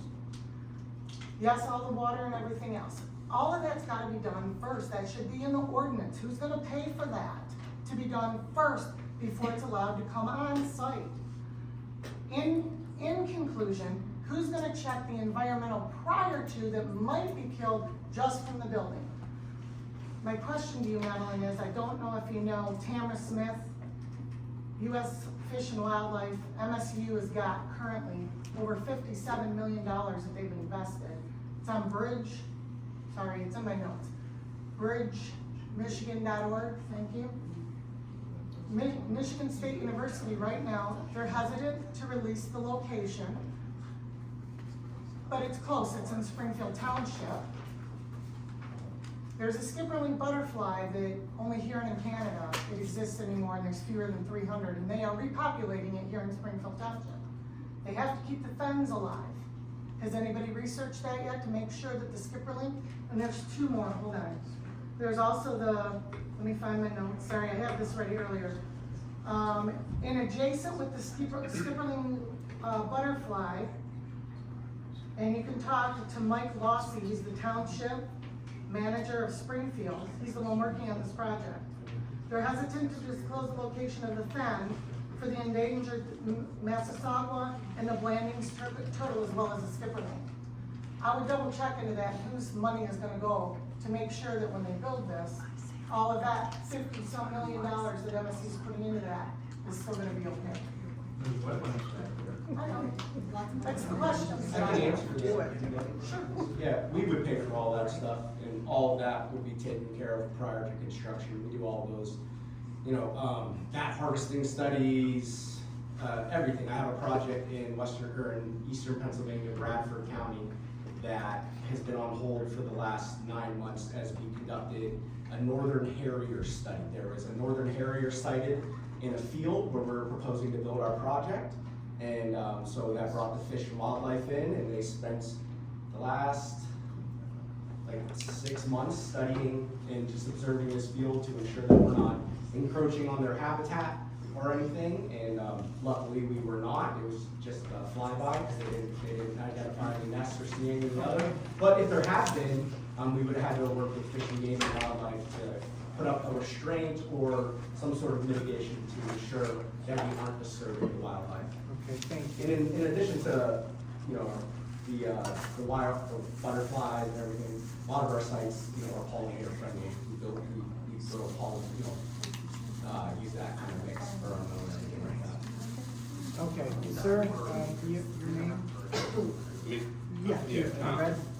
Yeah, we live in the house that's gonna be adjacent to the road there, but we also have green herons that nest in all these pine trees right here. That, these are green herons, little small birds, but, Is that what those are? yeah. We got them too. Yeah. Okay, so that was just a comment regarding, Yeah, regarding wildlife. the resources, okay. I just say, so they're talking about coming down our road. I don't know if you've been down our road, but it's very narrow, okay? My house to the road is not very far. So if we're talking about turning our little narrow dirt road into a 2-lane road, Kevin, be prepared for a lane on your couch, and I guess I'll have one on. Oh, no, but it's cool, they didn't have to inform us because we're actually Springfield Township, so we only found out because of you guys. So that's why we're late to the party, sorry. Any other comments from folks in attendance Once they tonight? get back on the property. I don't know, we're gonna turn in. Yeah, how are they gonna get in? So, I have one little small comment. that You know, all a little feedback? lithium ion battery that you put in your smoke alarm, you cannot even throw those in your garbage. They won't let you do it. You've gotta have them taken to a special spot where they can dispose of them properly. A little battery that size. What? No hesitation. okay, so. Yeah. Well, Just quick, just looking forward here, and we've learned some things tonight, and some things even around the ordinance specific, tactical things in the ordinance we're looking for here to put in. There's a lot of other concerns too. But do we take those right to you, Bob, or where do we send those? I don't always bring them to this forum, and then it's just a brawl, Well, So what do we do with those? Huh? We really go to the planning. So I'm thinking one, like the decibels that came in, and they mentioned the good plan, that you think, you're down to 45 decibels within 200 feet of your facility, and you're 300 feet off, but the way our ordinance is written, that it's from the nearest house, right? No, from the nearest house, not the property line, right? So, just little things I didn't wanna bring up here, but where should we funnel No, those? that's a fair question. Where- There should be a I don't wanna go through them here, but the detail, where do we funnel it before there the should next be a meeting? repository accessible to all of you for those suggestions, Yep. okay? I'm looking at Danielle. It can't come to the commission Yeah, I as mean, at we large. don't have a One at a system. time. What? It cannot come to the commission at large. No. Right. Correct. It has to go through a channel that will make it available. Just to funnel it to you, is that what Correct. you want? Just to give it, Who do we give those to? Yeah, create a special. To email impact the address. ordinance. Is there a portal somewhere we can field these Or why can't we? Phone number, portal, email, anything. So we don't have to bring them here, Jeff, we don't like. If there's comments, you come to a meeting, Okay. and you make your public comments. And those will get back and impact the ordinance or whatever. You'll funnel where they need to go. If there's a motion made, that will impact the ordinance. If there's a motion made, that will impact the minutes. Okay, so help me with the motion here. A motion is made by the board. So we're slowly getting there, as I indicated before. These meetings are recorded. And I don't know, I guess. YouTube, recorded and posted on YouTube.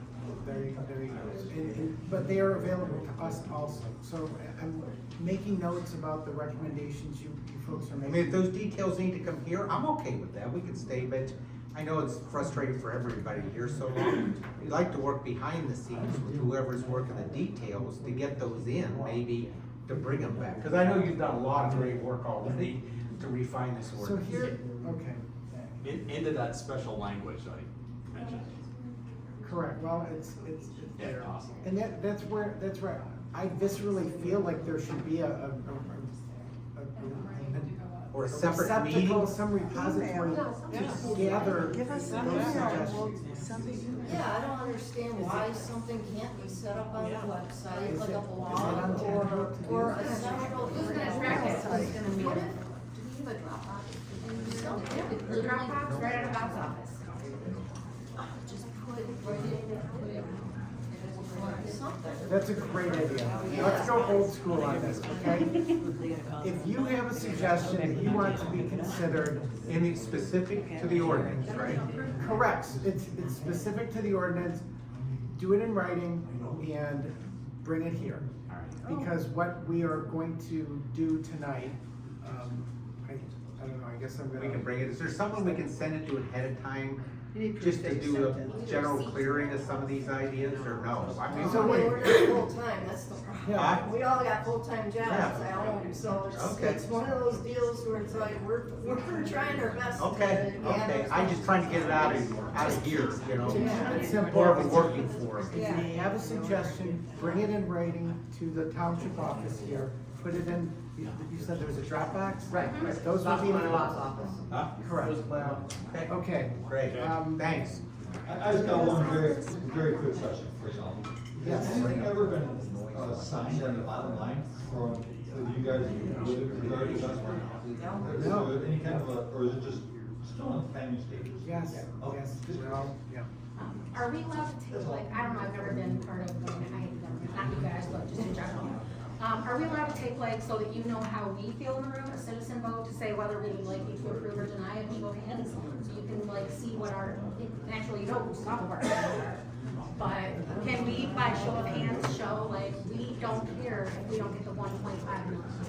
We're not on these, we'd rather just bottom line like, so that you can see, show of hands, who doesn't want this thing, and thinks that we need to delay it, we don't I care don't know about what the that does though, 1.5 right? million. None of us would No, like that, we don't not like it, necessarily, right? not necessarily. Okay, we're gonna keep it constructive, and is there any further public comment on this? Yes, ma'am.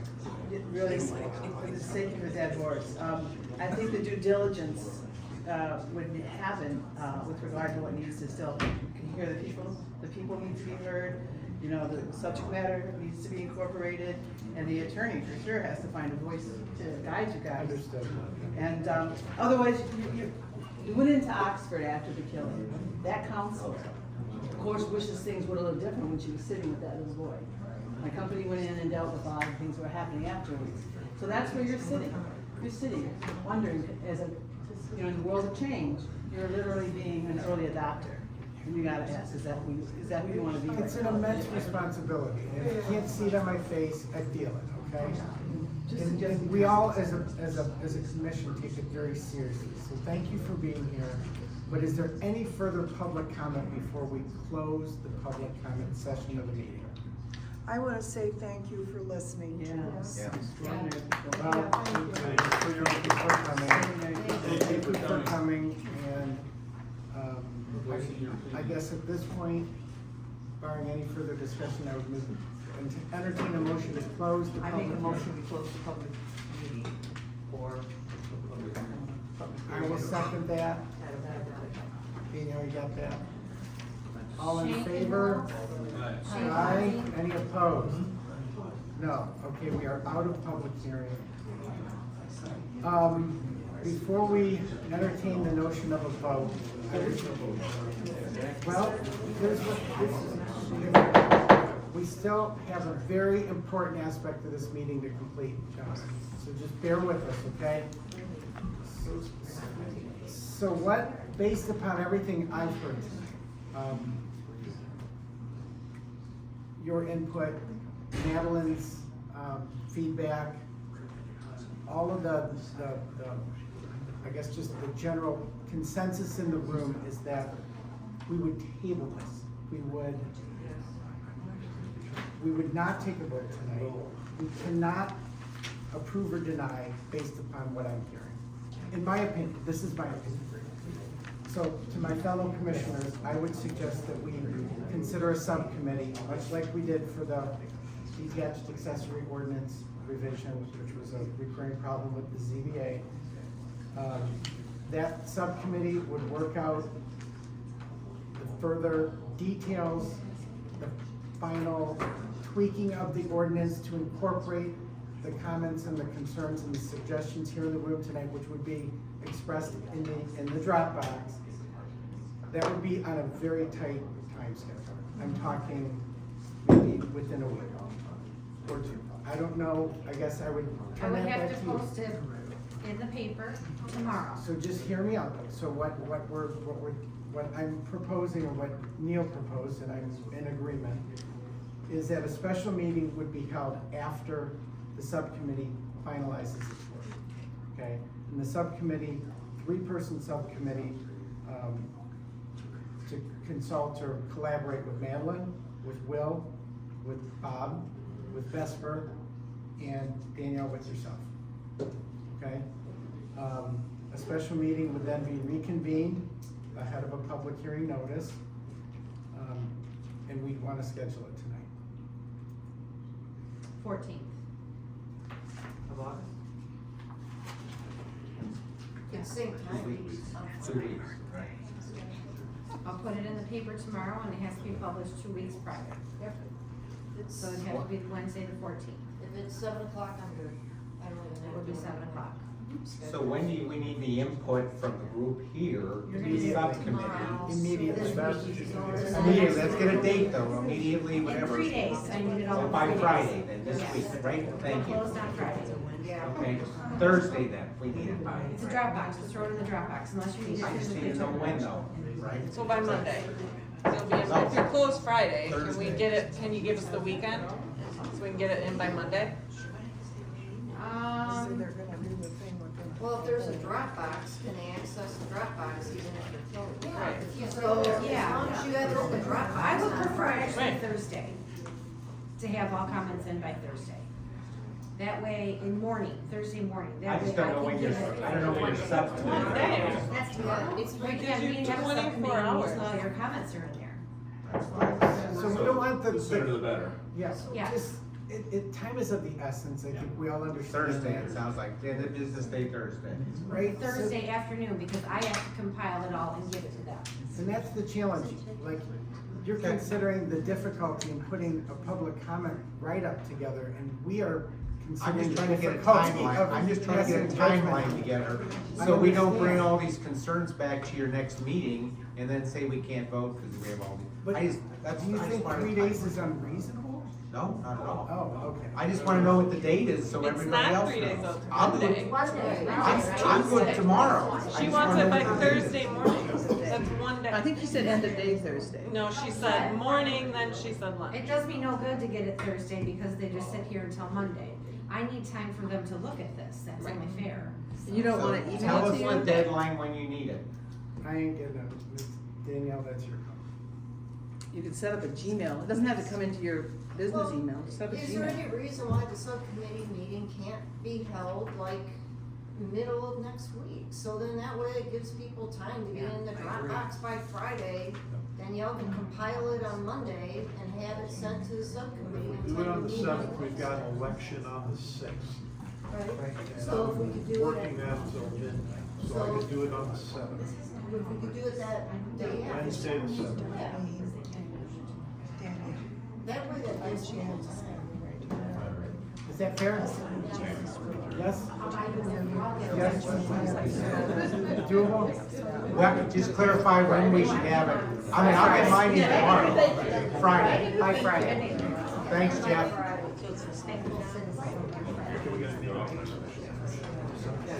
So the three-person subcommittee, I understand. Fellow commissioners, I'll ask for volunteers. Angela, Neil, and I will go my hat Friday. Okay, so we would meet next week. 8/7, what's a good time?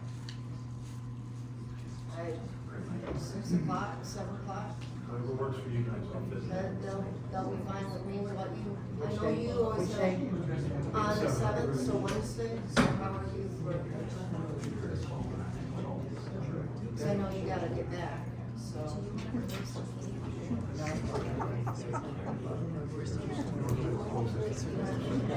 Are you good for 7 o'clock? I can be there on the 14th, but I can't miss